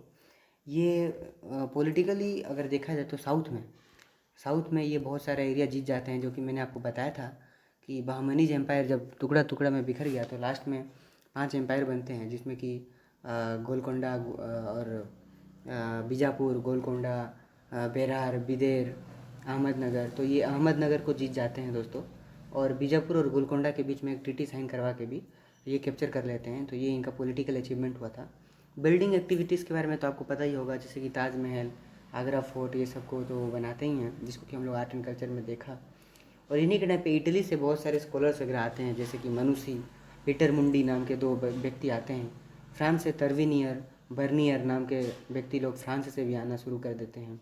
और इन्हीं के टाइम पे बहुत सारा रिवोल्ट वगैरह भी स्टार्ट हो जाता है, रिवोल्ट वगैरह, जैसे कि revolt of Bundela revolt start हो जाता है। पोर्तुगीज़ वाले लोग भी रिवोल्ट वगैरह स्टार्ट कर देते हैं। और लोधी डेक्कन वगैरह इन्हों में, खाना जहाँ लोधी डेक्कन में भी वो रिवोल्ट स्टार्ट हो जाता है। तो डिफरेंट डिफरेंट रिवोल्ट वगैरह डिफरेंट डिफरेंट एरिया में रिवोल्ट होना शुरू हो जाते हैं दोस्तों। ये बाद में सडनली बीमार पड़ जाते हैं। और इनके जो 4 बच्चे थे, 4 बच्चे, जो एक सबसे बड़े बच्चे थे दारा सिको, जो कि एलिजिबल थे, बहुत ही बढ़िया थे और सेकुलर भी थे बहुत ही, और हिंदू मुस्लिम के यूनिटी के लिए वो बात करते थे। दारा सिको उपनिषद ट्रांसलेट किए थे, भगवद गीता ट्रांसलेट किए थे। मजमा-उल बहरैन भी लिखे थे। दारा शिकोह सबसे एलिजिबल और सबसे बड़े बेटे थे। और इनके और एक बेटे थे मुराद मुराद और मुराद के बाद इनके शुजा नाम के एक बच्चे थे, शुजा और बाद में एक औरंगजेब। तो ये 4 बेटे थे और ये चारों बेटों में एक सिविल वार लाइक सिचुएशन हो जाता है, जिसमें कि सब लोग गद्दी के लिए लड़ाई करना शुरू हो जाता है। जब बाप बेचारा जब बीमार पड़ जाते हैं, तब सब लोग इनके अर्थी के बाद कौन राजा बनेगा, तो उस हिसाब से इन लोग लड़ाई झगड़ा शुरू कर के सब लोग मिल के औरंगजेब मिल के सबको मार देंगे और लास्ट में दारा शिकोह को भी मार देंगे औरंगजेब, और खुद ही राजा बन जाएंगे। तो आपको 2 बैटल को याद रखना है, बैटल ऑफ समूगढ़ और battle of Deorai. Battle of Samugarh और बैटल ऑफ देवराय याद रखना है। ये 2 बैटल में 2 बार वो एक्चुअली हराए थे दारा शिकोह को। और दारा शिकोह का मुंडी को काट के सारा पूरा दिल्ली में घुमाने के बाद वो शाहजहाँ को कैप्चर कर लिए थे। शाहजहाँ को जेल में डाल दिए थे औरंगजेब, और उसी जेल में प्रेजेंट कर देंगे दारा शिकोह का मुंडी को। तो इस तरीके की कुछ बातें सामने आती हैं, जो कि जो इटली और फ्रांस के स्कॉलर्स वगैरह अपने अपने सोर्सेज वगैरह में बताते हैं। तो ये कुछ शाहजहाँ के बारे में हम लोगों ने पढ़ा। और शाहजहाँ के बारे में हम लोग लास्ट में आ जाते हैं औरंगजेब के बारे में, जो कि सबसे लास्ट मुग़ल रूलर बोलते हैं। Last Mughal ruler, powerful Mughal ruler. इनके बाद भी लेटर मुग़ल्स वगैरह आते हैं, जैसे कि बहादुर शाह जाफ़र आएंगे, मुअज्जम, फ़र्रुखसियार, फिर रफ़ीउद्दर्जाद, वो सब हम लोग पढ़ेंगे। वो मॉडर्न हिस्ट्री का पार्ट है, जिसमें कि लेटर मुग़ल्स का आएंगे, लेकिन वो उतने पावरफुल नहीं हुआ करते थे जितने कि ये मुग़ल औरंगजेब तक जो पावरफुल रूलर हुआ करते थे, और ये पूरा कैप्चर करके रखे थे। तो औरंगजेब बहुत ही ख़तरनाक टाइप के इंसान थे। इनके टाइम पे बहुत सारे रिवोल्ट वगैरह स्टार्ट हो गए थे, जैसे कि सबसे इनका क्वेश्चन भी आता है मेंस में, इनके टाइम पे क्या क्या रिवोल्ट वगैरह स्टार्ट हुआ था। जैसे एक बुंदेला रिवोल्ट है, बहुत ही फेमस रिवोल्ट है, जो कि छत्रसाल के नेतृत्व में होता है, बुंदेला रिवोल्ट। फिर एक एकमल खान अफरीदी ट्राइब रिवोल्ट करते हैं, अफरीदी ट्राइब रिवोल्ट एकमल खां के नेतृत्व में। फिर सतनामी रिवोल्ट होता है, जो कि रिलीजियस नेचर। सिख रिवोल्ट वगैरह भी होता है।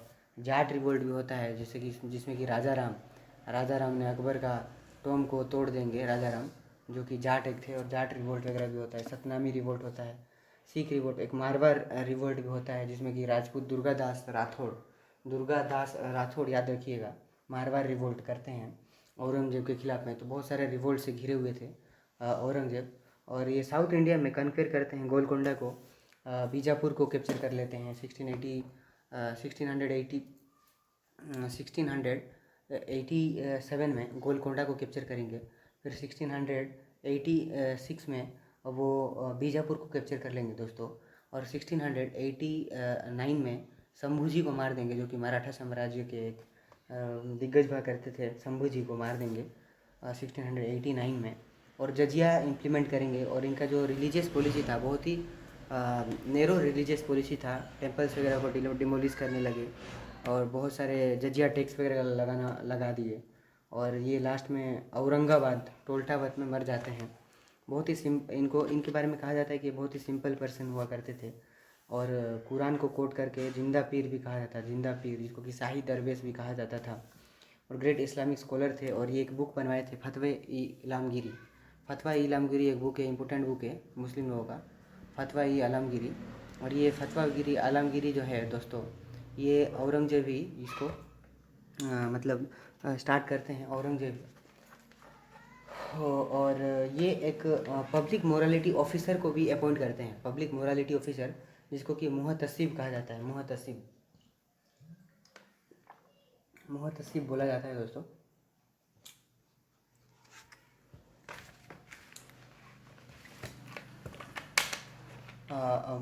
मुहतसिब बोला जाता है। तो ये कुछ बातें थी औरंगजेब के बारे में, जो कि आपको याद रखना है दोस्तों।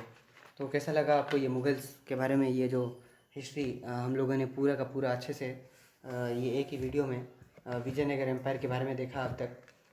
विजयनगर के बाद बहमनीज एम्पायर के बारे में भी हम लोगों ने पढ़ा, और विजयनगर के बारे में पढ़ा, बहमनीज के बारे में पढ़ा, और मुग़लों के बारे में पूरा हम लोगों ने अच्छे से देखा। तो मोस्ट ऑफ द मेजर चीज़ वगैरह हम लोगों ने ख़त्म कर लिया है दोस्तों। और हम आगे धीरे धीरे अब बढ़ेंगे मराठा की ओर। और कैसा लग रहा है ज़रूर आप कमेंट करके बताइएगा मेरे को कि आपको कैसा लगा। और तो स्टार्ट करते हैं मराठा साम्राज्य के बारे में दोस्तों। मराठा साम्राज्य भी बहुत ही इंपॉर्टेंट है अपने मिडिवल हिस्ट्री में, और इससे भी बहुत सारे क्वेश्चंस वगैरह बन जाते हैं। मराठा हिस्ट्री जब हम लोग देखते हैं तो सबसे पहले हमारा शिवाजी का नाम आता है। शिवाजी द ग्रेट का नाम हमारे सामने मिल के आता है। फिर शंभू जी के बारे में हमें देखने को मिलेगा, शंभू जी के बारे में। फिर राजा राम रूल करते हैं शंभू जी तक के जाने के बाद। शंभू जी को औरंगजेब मार देते हैं 1689 में, और 1689 के बाद राजा राम आते हैं। और राजा राम के बाद ताराबाई के नेतृत्व में भी बहुत सारे चीज़ों का होना शुरू होता है। तो सबसे इम्पोर्टेंट है शिवाजी, जिसको कि फाउंडर ऑफ मराठा साम्राज्य है, जिसको कि अपने आप को वो हिंद व धर्मधारक भी बोलते हैं। 1674 में छत्रपति शिवाजी का टाइटल भी मिलता है, तो जिसके बारे में हम लोग अच्छे से पढ़ेंगे मराठा साम्राज्य के बारे में। तो चलिए स्टार्ट करते हैं मराठा साम्राज्य के हिस्ट्री में। तो 1627 से इनका हिस्ट्री स्टार्ट होता है। 1627 से शिवाजी द ग्रेट का हिस्ट्री स्टार्ट करते हैं, वो जो कि मराठा साम्राज्य का नींव रखते हैं। 1627 में ये सिवनेर में जन्म लेते हैं। 1627 में इनके पापा का नाम था शाहजी भोसले और माता का नाम था जियाबाई। शाहजी भोसले और जियाबाई, और इनके गुरु हुआ करते थे दो गुरु, एक दादाजी कोंडदेव और गुरु रामदास हुआ करते थे इनके स्पिरिचुअल गुरु, और मतलब गार्डियन हुआ करते थे दादाजी कोंडदेव, जो कि इनको शिक्षा दिए थे, मिलिट्री टैक्टिक्स वगैरह के बारे में सिखाए थे। ये 13 साल की उम्र में ही साईबाई इनकी पहली पत्नी, शादी होता है इनका 1640 में। साईबाई इनकी पहली पत्नी थी जिनके साथ वो शादी करते हैं, और फिर 1640 के बाद वो अपना करियर स्टार्ट करते हैं, मिलिट्री करियर, और बहुत सारा जगह वगैरह को जीत जाते हैं। अब देखेंगे मराठा साम्राज्य यहाँ पे पूरा एरिया को वो धीरे धीरे वेल्लोर तंजौर में भी थोड़ा थोड़ा एरिया कैप्चर कर लेते हैं। सतारा, पानहला, ये पूरा एरिया वगैरह को वो शिवाजी कैप्चर किए थे अपने टाइम पे। ये बहुत सारे फोर्ट्स वगैरह भी जीत जाते हैं। सबसे पहले वो अपने पिताजी का जो फोर्ट था वो ले लेते हैं, जैसे कि बाद में लेने के बाद सिंहगढ़ का किला, कोंढाना का किला, आप लोगों ने एक मूवी अजय देवगन का रिलीज हुआ था जहाँ की सिंहगढ़ के किले के बारे में, जो कोंढाना फोर्ट को कैसे वो जीते थे, कोंढाना फोर्ट के बारे में डिटेल बताया गया है और दिखाया गया है।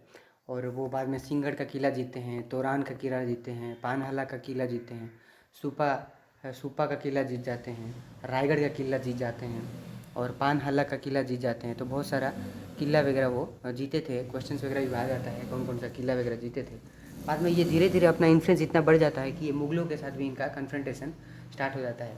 तो 1659 में क्या होता है दोस्तों, मुग़ल औरंगजेब बीजापुर के रूलर सहिस्ता अफजल खान को बीजापुर के रूलर को भेजते हैं कि शिवाजी को थोड़ा निपटा दो।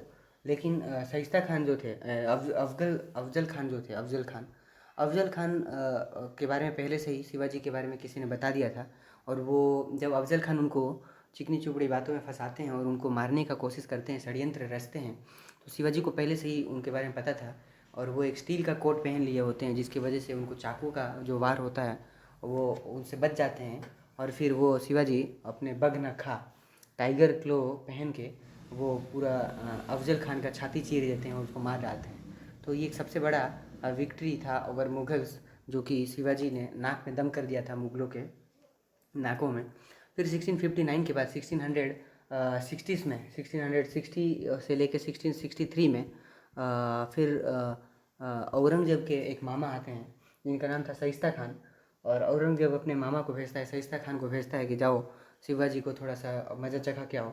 लेकिन सहिस्ता खान को भी वो हरा के सूरत को कैप्चर कर लेते हैं दोस्तों। तो ये भी एक बहुत ही झटका लगता है औरंगजेब को। और फिर औरंगजेब फिर मुअज्जम को भेजते हैं, उन्हीं के बेटे मुअज्जम को भेजते हैं, लेकिन मुअज्जम भी अनसक्सेसफुल हो जाते हैं। और मुअज्जम के बाद सवाई जय सिंह, राजा सवाई जय सिंह को भेजते हैं वो, सवाई जय सिंह और सवाई जय सिंह एक्चुअली सक्सेस हो जाते हैं शिवाजी के साथ एक ट्रीटी साइन करने में। और ये ट्रीटी याद रखिएगा दोस्तों, सबसे इम्पोर्टेंट है, ट्रीटी ऑफ पुरंदर की ट्रीटी साइन करते हैं, जो कि 1665 में ये ट्रीटी साइन होता है दोस्तों। और ये ट्रीटी में बहुत सारा फोर्ट वगैरह शिवाजी का चले जाता है, और शिवाजी को इनवाइट किया जाता है दिल्ली में। जब दिल्ली में शिवाजी जाते हैं तो उनको ट्रीटमेंट अच्छे से नहीं मिलता है, और जब शिवाजी उनका विरोध करते हैं तब उनको जेल में डाल दिया जाता है।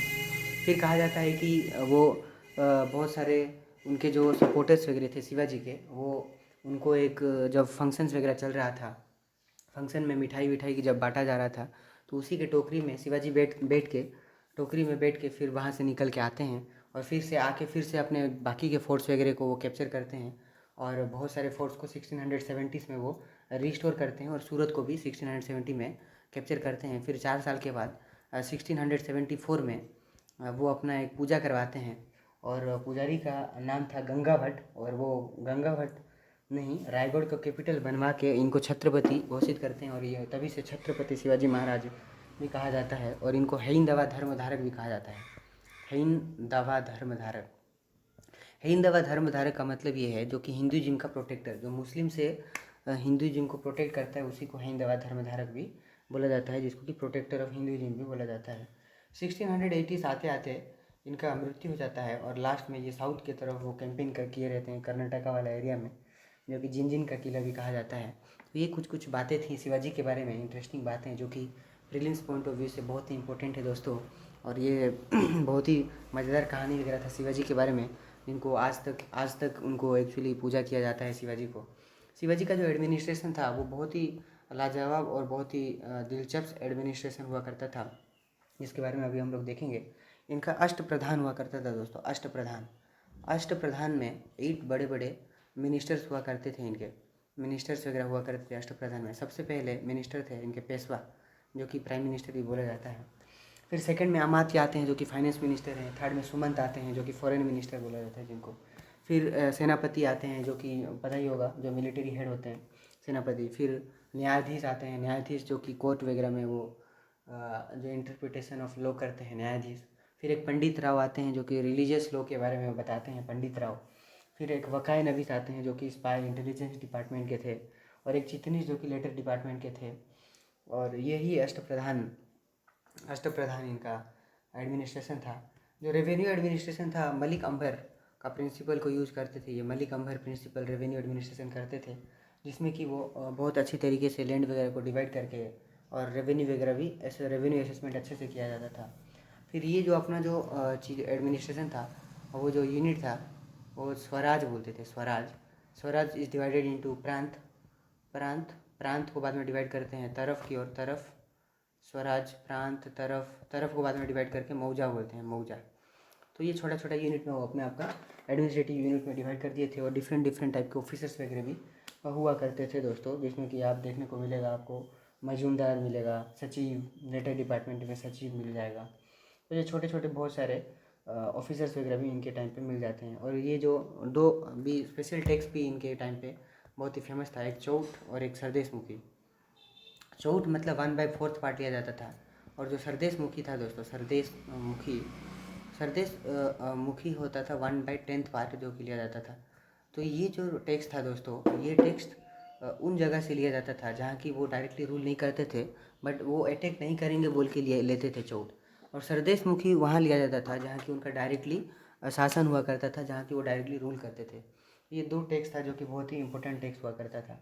और ये गोरेला टैक्टिक्स का बहुत ही इस्तेमाल करते थे। गोरेला टैक्टिक्स आपको अगर देखना है तो वो अजय देवगन का पिक्चर तानाजी एक था तानाजी, और तानाजी देखिए वहाँ गोरेला टैक्टिक्स के बारे में कैसे वो छुप छुप के पहाड़ियों में लड़ाई करते हैं, वो उस मूवी में आपको बताया गया है। आपको देखेंगे तो बहुत ही मज़ा आएगा।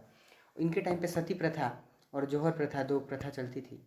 सती प्रथा तो सबको पता ही होगा, जो कि पति के मर जाने के बाद पत्नी को वो चिता पे सुलाया जाता था। लेकिन जौहर प्रथा में क्या होता था कि जब भी शत्रु देश अगर आक्रमण कर दिया है और अपने उनके पति को अगर मार देता था, रूलर को मार देता था, तो उनके पत्नी वगैरह वो सबको पता था कि रूलर को मर जाने के बाद वो जो एनिमी के स्टेट वाले उनके पत्नी लोग के साथ दुर्व्यवहार करेंगे। तो इसीलिए उनसे बचने के लिए वो अपने आप को आग में खुद को जला देती थी, और इसीलिए उसी प्रथा को जौहर प्रथा भी बोला जाता था।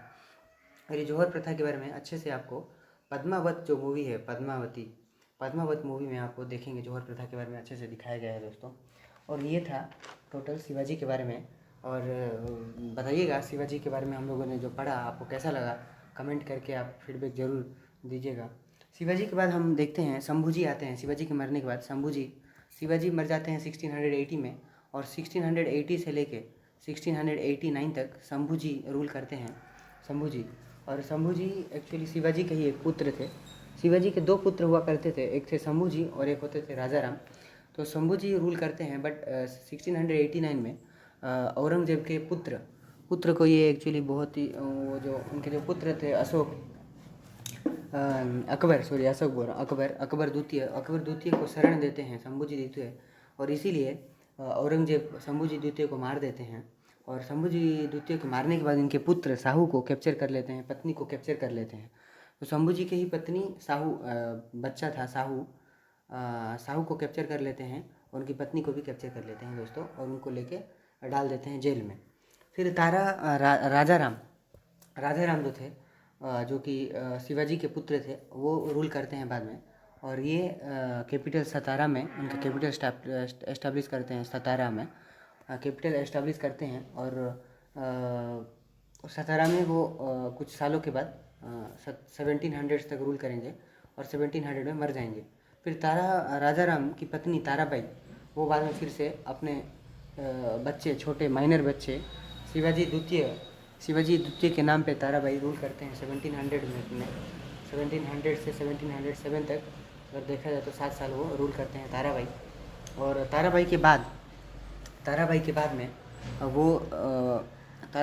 बाद में साहू जो मैंने आपको बोला शंभूजी का पुत्र को जो कि कैप्चर किया था औरंगजेब, तो जब मुअज्जम बहादुर शाह जाफर क्या करेंगे, साहू को छोड़ देंगे, रिलीज़ कर देंगे।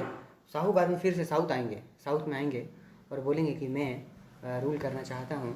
और साहू के ही एक उन्हीं के सामंत हुआ करते थे बालाजी विश्वनाथ जो कि पेशवा से स्टार्ट होगा। और साहू जी के नेतृत्व में बालाजी विश्वनाथ पेशवा बनते हैं। और वो फिर साहू जी का जो एम्पायर था साउथ में वो धीरे धीरे स्टार्ट करते हैं। और ये ताराबाई का एम्पायर वहाँ से डिमिनिश हो जाता है और ये अपने आप को दूसरी जगह पे ले जाके वहाँ पे रूल करते हैं। लेकिन मेन जो साउथ में जो मराठा साम्राज्य को जो फिर से स्थापन होता है वो साहू के नेतृत्व में होता है। साहू ही फिर से स्टार्ट करते हैं और उन्हीं के पेशवा होते हैं बालाजी विश्वनाथ। और बालाजी विश्वनाथ ही धीरे धीरे बैटल ऑफ खेद में ताराबाई की आर्मी को हरा देंगे। और फिर साहू का जो अथॉरिटी है वो मराठा एम्पायर में स्थापना करते हैं और वो चौथ और सरदेश मुखी कलेक्ट करते हैं। और वो अपना धीरे धीरे बालाजी विश्वनाथ धीरे धीरे वो स्टार्ट करते हैं। तो अब हम लोग स्टार्ट करेंगे पेशवास के बारे में। पेशवा भी बहुत इंपॉर्टेंट है एग्जाम पॉइंट ऑफ व्यू से। तो जब साहू ताराबाई की आर्मी को बैटल ऑफ खेद में हरा देते हैं तो शिवाजी द्वितीय कोल्हापुर में जाके ताराबाई का आर्मी जो थे अर्थात ताराबाई के जो पुत्र शिवाजी द्वितीय वो कोल्हापुर चले जाते हैं और कोल्हापुर में वहाँ अपना छोटा सा एडमिनिस्ट्रेशन करते हैं। बट वास्ट एम्पायर को साहू ही बालाजी विश्वनाथ के पेशवाशिप में वो धीरे धीरे वो चलाते हैं। तो अब पेशवा जो था, पेशवा एक पद है एक्चुअली, साहू का एक पद है पेशवा, जो कि पेशवा सबसे इम्पोर्टेंट पद हुआ करता था। और यही पद सबसे पहले बालाजी विश्वनाथ को मिलता है और ये मराठा जो साम्राज्य है उसको बहुत ही आगे लेके जाते हैं दोस्तों। फिर बाजीराव वन जिसके बारे में मूवी भी निकला है, आप देख सकते हैं। तो वो मूवी बाजीराव के बारे में है, तो वो भी आप देख सकते हैं। फिर बाजीराव आते हैं, बाद में बालाजी बाजीराव आते हैं और ये सब धीरे धीरे मराठा साम्राज्य को आगे बढ़ाने का काम करते हैं साहू जी के नेतृत्व में। और जो साहू जी बालाजी विश्वनाथ को अपॉइंट करते हैं, बालाजी विश्वनाथ के बारे में अगर देखें तो ये 1713 से 1720 तक ये मराठा साम्राज्य को बहुत बढ़ाते हैं। ये एक ब्राह्मण हुआ करते थे और ये एक रेवेन्यू ऑफिसर भी हुआ करते थे और दौलताबाद के वो सूबेदार भी हुआ करते थे दौलताबाद के। फिर साहू उनको अपॉइंटमेंट करते हैं, बालाजी विश्वनाथ को उनको पेशवा अपॉइंटमेंट करते हैं। फिर ये मलिक अहमद अंबर के प्रिंसिपल को यूज करके अहमदनगर को फिर वो मतलब कैप्चर करते हैं, रेवेन्यू सिस्टम को ऑर्गेनाइज करते हैं। फिर जो भी ओल्ड मराठा पावर जो लॉस्ट हो गया था, फिर से मराठा पावर्स को वो धीरे धीरे फिर से उसका नेम और फेम को सामने लाते हैं। और फिर ये 1719 में सबसे बढ़िया काम करते हैं, ये हुसैन ब्रदर्स के साथ ये एक समझौता करते हैं जिसको कि माग्ना कार्टा ऑफ मराठा भी बोला जाता है, माग्ना कार्टा ऑफ मराठा। जब फ़ारूक सियार के साथ वो एक्चुअली हुसैन ब्रदर्स के साथ हुसैन अली के साथ वो क्या करते हैं, एक ट्रीटी साइन करते हैं, जिस ट्रीटी में वो बताते हैं कि हुसैन अली अगर वो सपोर्ट करेंगे और फ़ारूक सियार को अगर हरा देंगे, फ़ारूक सियार को मार के रफ़ी उद्दरजात को अगर राजा बनाएंगे, तो उसके बदले में बालाजी विश्वनाथ और साहू को उनको अथॉरिटी दिया जाएगा साउथ में रूल करने के लिए। और बहुत सारा वो ट्रीटी में बहुत सारी बातें होंगी जो कि मैं आपको मॉडर्न हिस्ट्री में बताऊंगा। इस ट्रीटी में क्या क्या सब बातें होंगी, कितना आर्मी भेजना था बालाजी विश्वनाथ, बहुत सारे आर्मी सेंड करना था मुगलों मतलब दिल्ली में। और दिल्ली में फिर फ़र्रुखसियार को हराना था, फ़र्रुखसियार को मार के रफ़ी उद्दरजात को फिर से राजा बनाना था। और उसके बदले में साउथ में शाहू को अथॉरिटी मिलने वाली थी और बहुत सारा लैंड और बहुत सारा चौथ और सरदेशमुखी कलेक्ट करने के लिए भी राइट मिलने वाला था इन बदले में। तो ये सबसे इम्पोर्टेंट था जो कि मग्ना कार्टा ऑफ मराठा भी बोला जाता है दोस्तों। तो ये कुछ कहानी थी बालाजी विश्वनाथ में। बालाजी विश्वनाथ जैसे ही मर जाते हैं तो बाजीराव वन जो आते हैं, बाजीराव वन, ये 1720 से 1740 20 साल ये मराठा को फिर से और ऊंचाई तक लेके जाते हैं। और ये हिंदू पदशाही का थ्योरी एक बनाते हैं और नॉर्थ में एक्सपांसन करते हैं। ये निज़ाम को हराएंगे, बुंदेलखंड में भी हराएंगे, फिर सालासट्टी बसेन को भी कैप्चर करेंगे, बुंदेलखंड को कैप्चर करेंगे, निज़ाम को फिर से हराएंगे। तो ये बहुत सारा लैंड को कैप्चर करेंगे। फिर नॉर्थ में आप जाएंगे, जो बाजीराव मस्तानी वाला जो पिक्चर निकला है आप देख सकते हैं, वहाँ पे उनके बारे में डिटेल दिया गया है। हालांकि वो एक डिफरेंट लव स्टोरी का एंगल भी है उसमें। बट जब वो दिल्ली की ओर जाएंगे तो जब नादिर शाह का आक्रमण चल रहा था तो नादिर शाह को भी हराने के लिए बाजीराव निकले थे। बट जब तक वो पहुँचते नादिर शाह वहाँ से जा चुका था। और फिर वापस आते के टाइम पे नादिर शाह के मतलब जब भी वो नादिर शाह को तो पकड़ नहीं पाए क्योंकि नादिर शाह चले गए थे। फिर वहाँ पे वो मर जाते हैं वापस आने के टाइम पे बाजीराव। फिर बाजीराव के पुत्र एक बालाजी बाजीराव जो कि आते हैं 1740 में। 1740 से लेकर 1760 तक ये और 20 साल रूल करते हैं बालाजी बाजीराव। और ये बहुत सारा रिफॉर्म्स वगैरह भी लाते हैं। इन्हीं के टाइम पे 1750 के बीच में जब साहू मर जाते हैं तब ये संघोला पैक्ट पास कराते हैं, संघोला एग्रीमेंट। और जहाँ पे कि जो सबसे इम्पोर्टेंट लीडर हो जाते हैं पेशवा, पेशवा के हाथ में सारा का सारा पावर आ जाता है और छत्रपति का कुछ भी और रोल नहीं रहता है और पेशवा बालाजी बाजीराव बन जाते हैं और सारा का सारा पावर इन्हीं के पास आ जाता है। ये western mode of warfare introduce करते हैं, गोरिल्ला टेक्टिक्स को एडोप्ट नहीं करते हैं, वेस्टर्न मोड को एडोप्ट करने लगते हैं। धीरे धीरे ये डिफरेंट डिफरेंट टाइप्स का चीज़ को एडोप्ट करते हैं जो कि हम लोग फिर मॉडर्न हिस्ट्री में भी पढ़ेंगे। और ये अली वर्दी खान को हराएंगे, अली वर्दी खान जो कि बंगाल में रूल करते हैं। फिर अहमद शाह अब्दाली के जो सन था उस सन को भी हराएंगे, जिसकी वजह से अहमद शाह फिर से आएगा और थर्ड बैटल ऑफ पानीपत भी होगा। और जिसमें कि बुरी तरीके से हार जाते हैं ये बालाजी बाजीराव। और उसी हार की वजह से उसी बैटल में, थर्ड बैटल ऑफ पानीपत में, जब अहमद शाह अब्दाली और मराठा के बीच में जब लड़ाई होता है तो अहमद शाह अब्दाली को बहुत सारा सपोर्ट मिल जाता है अवध वाले रीजन से, रोहिला वाले रीजन से। मराठा को उतना सपोर्ट नहीं मिलता और मराठा वाले बहुत बुरी तरीके से हार जाते हैं। और इसमें बहुत सारे बड़े बड़े ऑफिसर, इवन बालाजी बाजीराव के जो बच्चे थे, जो लड़के थे, वो लड़के भी मर जाते हैं। तो बालाजी बाजीराव भी दुखी होके वो भी मर जाते हैं दोस्तों। तो ये था कहानी पेशवा के बारे में, पेशवा शिप के बारे में। बालाजी बाजीराव के बाद में माधव राव आते हैं, माधव राव। और माधव राव फिर स्टार्ट करते हैं, ये सब बहुत ही वीक रूलर्स हुआ करते हैं। माधव राव का नारायण राव, फिर माधव राव द्वितीय भी आते हैं। तो ये डिफरेंट फिर से पेशवा के ही दौरान ये सब आना शुरू होते हैं। तो माधव राव जो थे ये धीरे धीरे मराठा का जो भी फॉर्चून वगैरह लॉस्ट हो गया था ये लाते हैं। ये 10 साल रूल करते हैं 1761 से 1772 तक ये रूल करते हैं। और ये इनको बहुत सारा हेल्प मिलता है, नाना फडणवीस से बहुत सारा हेल्प मिलता है। और 1762 में बहुत सारा सिविल वार भी होता है। और एक्चुअली एक इनके चाचा थे रघुनाथ राव स्टार्टिंग से ही, जब बालाजी बाजीराव के ही वो एक्चुअली बालाजी बाजीराव के ही एक्चुअली भाई हुआ करते थे रघुनाथ राव। और रघुनाथ राव चाहते थे कि मैं राजा बनूं, लेकिन वो राजा नहीं बन पाते थे और माधव राव को ही राजा बना दिया गया था। तो रघुनाथ राव इसीलिए वो जलते थे और माधव राव को मारने का ट्राई करते थे। और धीरे धीरे वो फूड पॉइजनिंग करके माधव राव को मार भी देते हैं रघुनाथ राव। तो जिसकी वजह से उनको बहुत सारे लोग हेट भी करते हैं, नाना फडणवीस भी बहुत सारा हेट करते हैं उनको। ये माधव राव के टाइम पे वो हैदर अली जो थे मैसूर के सबसे पावरफुल रूलर, हैदर अली, उनको भी हराया था। निजाम को भी हराए थे ये लोग। रोहिला वाले को भी, रोहिला रीजन को भी माधव राव ने हराया था, लेकिन अनफॉर्चुनेटली। और इन्हीं के टाइम पे सिंधिया जो थे, सिंधिया ने 1771 में दिल्ली का जो रूलर को जो ब्रिटिश लोग कैप्चर कर लेते हैं, ब्रिटिश लोग शाह आलम द्वितीय को कैप्चर कर लिए थे बैटल ऑफ बक्सर में। बैटल ऑफ बक्सर में जब कैप्चर कर लिए थे दिल्ली के जो रूलर को, उस दिल्ली के रूलर शाह आलम द्वितीय को वो फिर से वहाँ से छुड़ा के लेके आते हैं। और वहाँ के जो शाह आलम द्वितीय थे वो माधवराव के ही मराठा साम्राज्य के अंडर में फिर से वो शरण में आके वो रुकने लगे थे। तो ये बहुत ही इंपॉर्टेंट है, ये फैक्ट याद रखना है कि सिंधिया 1771 में शाह आलम द्वितीय को ब्रिटिश के कैंप से निकाल के फिर मराठा के वाले के कैंप में ला के उनको शरण प्रदान किए थे। फिर माधवराव के फूड पॉइजनिंग, जब रघुनाथ राव मार देते हैं फूड पॉइजनिंग करके माधवराव को, फिर नारायण राव को बना दिया जाता है। रघुनाथ राव सोच रहे थे कि उनको राजा बनाया जाएगा, लेकिन माधवराव के छोटे छोटे बच्चे लोग जो थे नारायण राव उन्हीं के भाई थे माधवराव के, उनके छोटे भाई को बना दिया जाता है राजा। तो फिर रघुनाथ राव फिर से और गुस्सा हो जाते हैं और रघुनाथ राव उनको मार देते हैं। मारने के बाद रघुनाथ राव जब जैसे ही नारायण राय को मार देते हैं तो रघुनाथ राव को यहाँ से भगा दिया जाता है, मराठा से भगा दिया जाता है।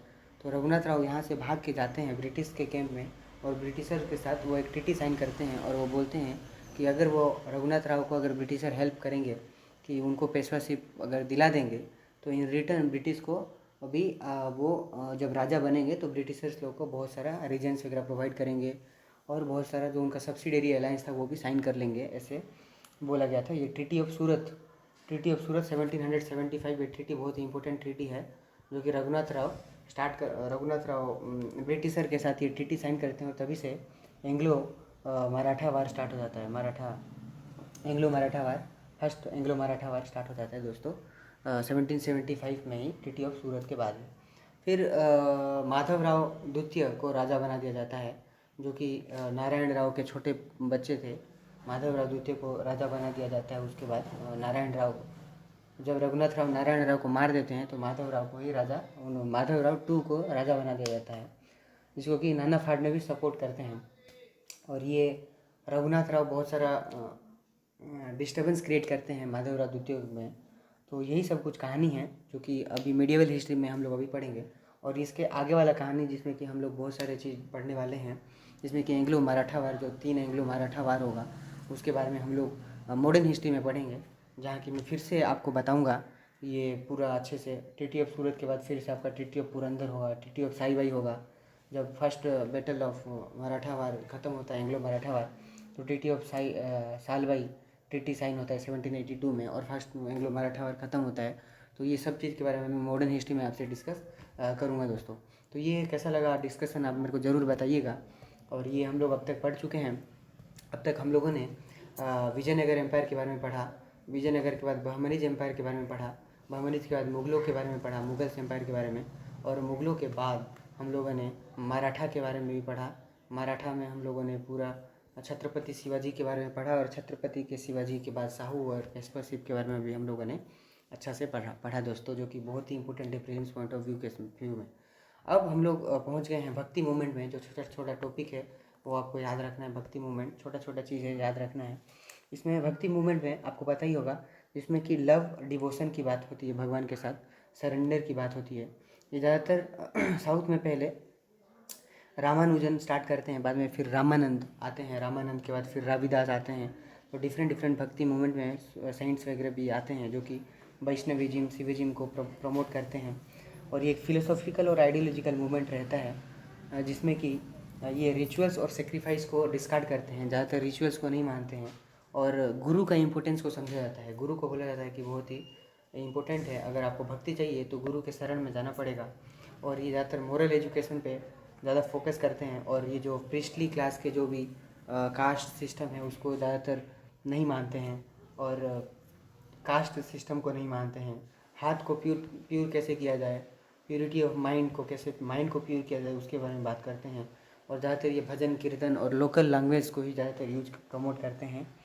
और भक्ति सेंट्स में आपका बहुत सारे एग्जाम्पल मिलते हैं, जैसे कि रामानुजम के विशिष्ट अद्वैत फिलोसॉफी इंपॉर्टेंट है। रामानंद का भी बहुत ही इंपॉर्टेंट है, जो कि 14th-15th सेंचुरी में उनके भक्त हुआ करते थे। कबीर, रविदास जो कि एक बार्बर हुआ करते थे। रामानंद खुद एक बार्बर हुआ करते थे। और कबीर आते हैं, कबीर भी छोटे जात के थे, छोटे कास्ट के थे। और फिर भी कबीर के दोहे बहुत ही फेमस हैं। फिर गुरु नानक जो कि सिख मूवमेंट स्टार्ट करेंगे, चैतन्य महाप्रभु भी आते हैं 15वीं सेंचुरी में। फिर सूरदास, तुलसीदास, दादू दयाल, त्यागराज, बहुत सारे महाराष्ट्र में भी आपको ज्ञानदेव, एकनाथ, तुकाराम, नामदेव, रामदास समर्थ, तो डिफरेंट सब आते हैं भक्ति मूवमेंट में गुरु लोग, जो कि भक्ति मूवमेंट को स्थापना करते हैं। और भक्ति मूवमेंट का बहुत ही इम्पोर्टेंट रोल है हिंदी मुस्लिम यूनिटी में, लोकल लैंग्वेज को प्रमोट करने में, कास्ट सिस्टम को डिनाई करने में, कंडेम करने में, जो भी प्रथा वगैरह था, रिचुअल्स वगैरह था, ब्राह्मण क्षेत्रीय का जो भेदभाव था, ये सब को भी एक तरीके से अगर देखा जाए तो इसको भी कंडेम करने में भक्ति मूवमेंट का बहुत बड़ा रोल देखने को मिलता है दोस्तों। भक्ति मूवमेंट के बाद अभी हम लोग देखेंगे सिख मूवमेंट, जो कि बहुत ही इंपॉर्टेंट है। सिख मूवमेंट भी जो कि स्टार्ट करते हैं गुरु इनके थे, इनके 10 गुरु हैं। 10 गुरु में से आपको इम्पोर्टेंट गुरु के बारे में मैं थोड़ा बताऊंगा। जैसे कि सबसे पहले गुरु हैं आपके गुरु नानक। और जो गुरु नानक थे वो एक्चुअली ट्रेडर्स कास्ट के थे, खत्तरी कास्ट के हुआ करते थे, और ये जाट हुआ करते थे। ये जन्म हुए थे तलवंडी नानकाबाद, पाकिस्तान में एक जगह है तलवंडी नानकाबाद में, वो जन्म हुए थे 1469 में वो जन्म होते हैं गुरु नानक। और ये सल्वेशन का मोक्ष कैसे मिलेगा उसके बारे में भी बात करते हैं। और ये बोलते हैं कि मैन रिसीव ए हुकुम डिवाइन ऑर्डर, मैन को एक डिवाइन ऑर्डर मिलता है, हुकुम मिलता है, और हमेशा भगवान के नाम को सुमिरन कीजिए, भगवान के नाम को जप कीजिए। और ये संगत और पंगत व्यवस्था को भी स्टार्ट करते हैं। संगत और पंगत, संगत में बताते हैं कि सब लोगों को मिलजुल के सत्संग करना चाहिए, और पंगत में बताते हैं कि सबको मिलजुल के लंगर व्यवस्था करते हैं जिसमें कि सबको खाना खिलाया जाता है। और ये जन्म सखी एक बुक है, जन्म सखी, और जन्म सखी लिखते हैं जिसमें कि उनके बहुत सारे डॉक्ट्राइन्स और टीचिंग्स के बारे में जन्म सखी में बताया गया है दोस्तों। तो सबसे पहले गुरु हैं गुरु नानक, और लास्ट में 1469 में जन्म होते हैं तलवंडी में, और मर जाते हैं करतारपुर में 1539 में। 1539 में वो करतारपुर में मर जाते हैं। और अभी हाल ही में करतारपुर का कॉरिडोर भी बनाने का बात चल रहा था, जो कि करंट अफेयर्स में था, तो जिसके लिए ये इम्पोर्टेंट है दोस्तों। तो ये पहले गुरु थे आपके गुरु नानक। गुरु नानक के बाद आते हैं अंगद, गुरु अंगद आते हैं, सेकंड गुरु आते हैं गुरु अंगद। और जो गुरु अंगद थे दोस्तों, गुरु अंगद को लहना नाम से जाना जाता था, इनका रियल नाम था लहना।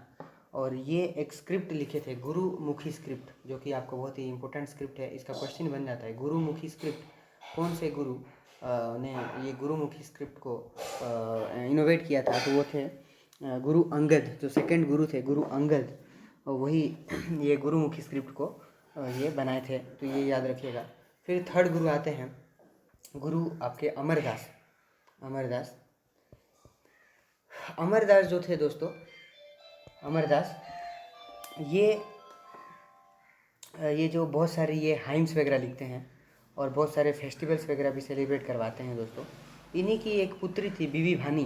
बीबी भानी को अकबर ने 500 बीघा भूमि दिया था, लैंड, 500 बीघा लैंड इनकी बीबी भानी को, इनकी पुत्री थी बीबी भानी, और बीबी भानी को 500 बीघा लैंड अकबर डोनेट किए थे।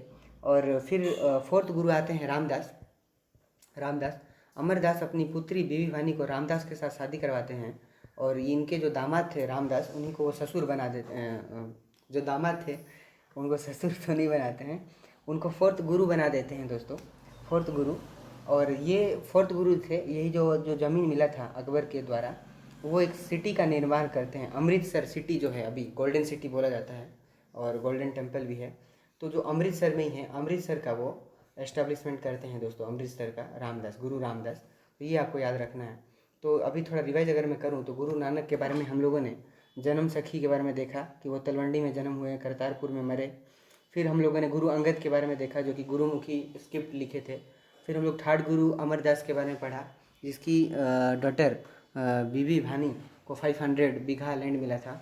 फिर उनकी बीवी को उनकी डॉटर को शादी करवा देते हैं रामदास के साथ, और रामदास को ही फोर्थ गुरु बनाया जाता है, और वो अमृतसर का एस्टेब्लिशमेंट करते हैं।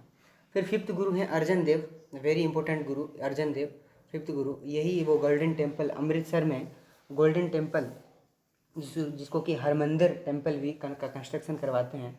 लेकिन और ये आदि ग्रंथ भी कंपाइल करते हैं, जो कि वेरी वेरी इंपॉर्टेंट है। 1604 में आदि ग्रंथ, जो कि सिख लोगों का बहुत बड़ा ग्रंथ है आदि ग्रंथ, ये आदि ग्रंथ को कंपाइल करते हैं हमारे फिफ्थ गुरु, और फिफ्थ गुरु का नाम है गुरु अंगद, सॉरी ये सेकंड गुरु का नाम है अंगद, अर्जन देव। ये अर्जन देव आदि ग्रंथ लिखते हैं। और ये गोल्डन टेम्पल अमृतसर में गोल्डन टेम्पल बनवाते हैं।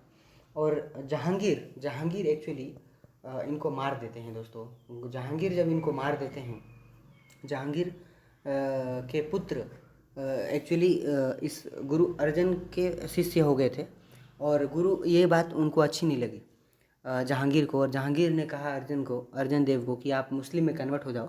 लेकिन अर्जन देव ने मुस्लिम में कन्वर्ट नहीं हुआ, और वो जहांगीर ने अर्जन देव को मार दिया था। और जब से अर्जन देव को मार दिए, तो जब सिक्स्थ गुरु आए हरगोविंद ही एक्चुअली सिख को एक आर्मी का रूप दिया था, क्योंकि पहले वो रिलीजियस कम्युनिटी हुआ करता था। फिर जब अर्जन देव को मारा जाता है और उनके बेटे हरगोविंद आते हैं, और हरगोविंद ही एक्चुअली बाद में सिख कम्युनिटी को आर्म कर देते हैं, और बोलते हैं कि हम लोग एक मिलिट्री, अपने आप को जब तक एक मिलिट्री स्ट्रक्चर नहीं देंगे तब तक हम लोग अपने धर्म को प्रोटेक्ट नहीं कर पाएंगे। तो क्वेश्चन आता है कि कौन से गुरु थे जो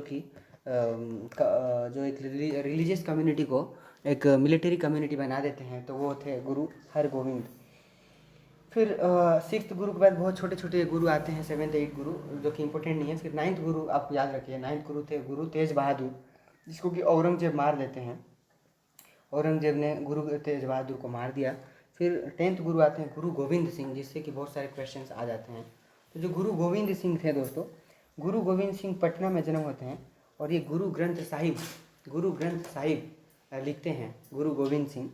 और ये खालसा का स्थापना करते हैं। खालसा जो बोलते हैं ना दोस्तों कि वाहेगुरु की खालसा वाहेगुरु की फतेह, तो ये खालसा का स्थापना वो गुरु गोविंद सिंह ही करते हैं 1699 में खालसा का स्थापना करते हैं गुरु गोविंद सिंह।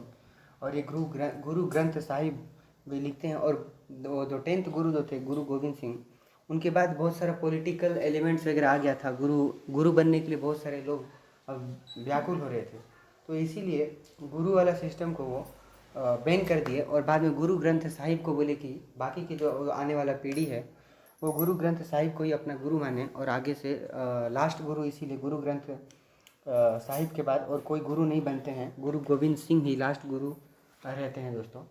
और ये जो थे, एक पटना में आनंदपुर नाम का सिटी हुआ करता था, जो कि एस्टेब्लिश करते हैं। और ये हमेशा 5K के बारे में बात करते हैं। 5K में आपको याद रखना है, पहला क्या है केस, मतलब आपको जो बाल है बाल को कटवाना नहीं है।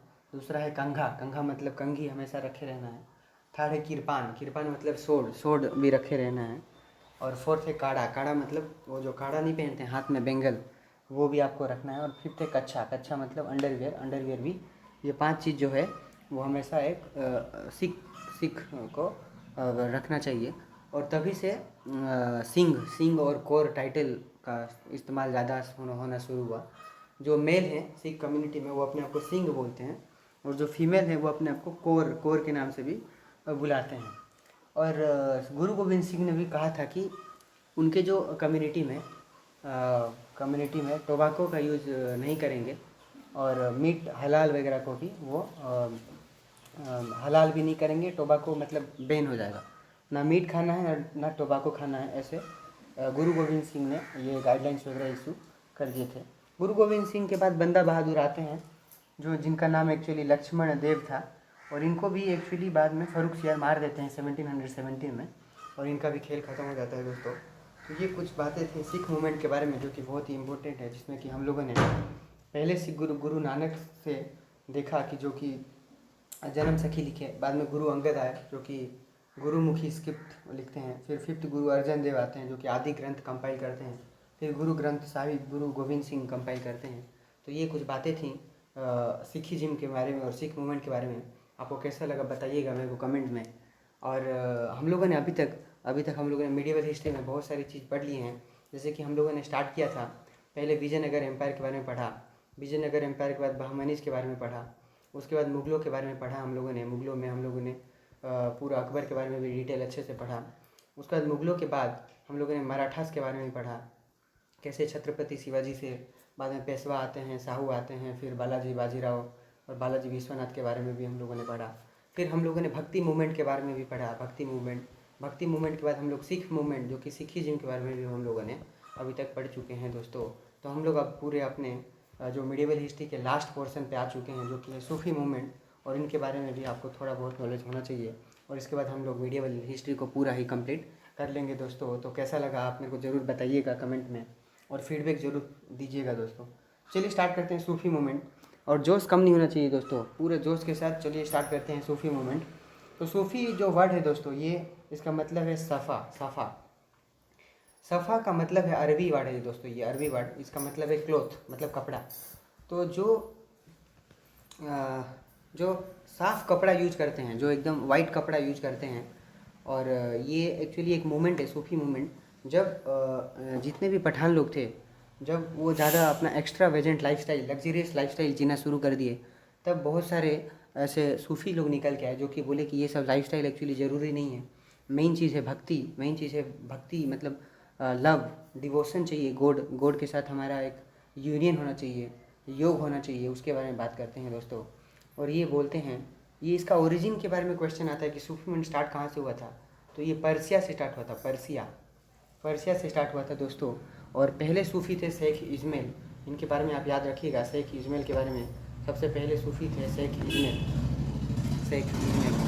और ये जो थे ये हमेशा अपने आप को सिलसिला या फिर ऑर्डर में लाते हैं। जैसे कि पहले है एग्जांपल चिश्ती सिलसिला में आपके आते हैं फरीद उद्दीन मोहम्मद, ख्वाजा मुइनुद्दीन चिश्ती।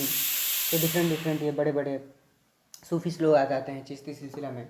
बाद में एक इम्पोर्टेंट चिश्ती ऑर्डर है, सिलसिला है सोहरावर्डी ऑर्डर, सोहरावर्डी सिलसिला, जिसमें कि इल्तुतमिश जो कि फॉलो करते थे सोहरावर्डी सिलसिला। ऐसे कादरिया सिलसिला भी है, बहुत सारा ऐसे सिलसिलास वगैरह भी है दोस्तों। तो इसमें क्या होता है, ये भी हिंदू और मुस्लिम के यूनिटी के बारे में प्रचार करते हैं। ये बोलते हैं नॉलेज ज़रूरी नहीं है, भक्ति ज़रूरी है, लव ज़रूरी है अगर आपको मोक्ष प्राप्त करना है तो। ऑर्थोडॉक्स नहीं है, बहुत ही लिबरल मूवमेंट था, और बोलते थे कि एक बहुत ही सिंपल लाइफ जीना चाहिए, और हिंदू मुस्लिम की यूनिटी के बारे में, और इवन जो लोकल लैंग्वेज को ही ज़्यादातर प्रमोट करते थे दोस्तों। तो सूफ़ी मूवमेंट के बारे में ये कुछ इंपॉर्टेंट बातें आपको याद रखनी थी, और छोटा मोटा आपको कंसेप्ट इसके बारे में थोड़ा याद रखना था। ये 14 सिलसिला में अपने आप को डिवाइड करते हैं, 14 सिलसिला आता है, जैसे कि मैं आपको बताया 200 सिलसिला के बारे में। एक था चिश्ती सिलसिला, और एक था सोहरावर्डी सिलसिला, फिर कादरिया सिलसिला, ऐसे 14 सिलसिला है, जिसमें कि डिफरेंट गुरु लोग डिफरेंट अपना फिलोसफी और आइडियल्स को लेके आते हैं दोस्तों। तो अब हम लोग मिडिवल हिस्ट्री को पूरा कंप्लीट कर चुके हैं दोस्तों, और आशा है आप लोग अच्छे से अपने पढ़ाई को शानदार तरीके से प्रिपेयर कर रहे होंगे, अपना सेहत का और अपने परिवार का और अपने पढ़ाई का अच्छे से ख्याल रखते होंगे। और इसी के साथ मैं आपसे अलविदा लेता हूँ दोस्तों। बाय, अच्छे से पढ़िएगा।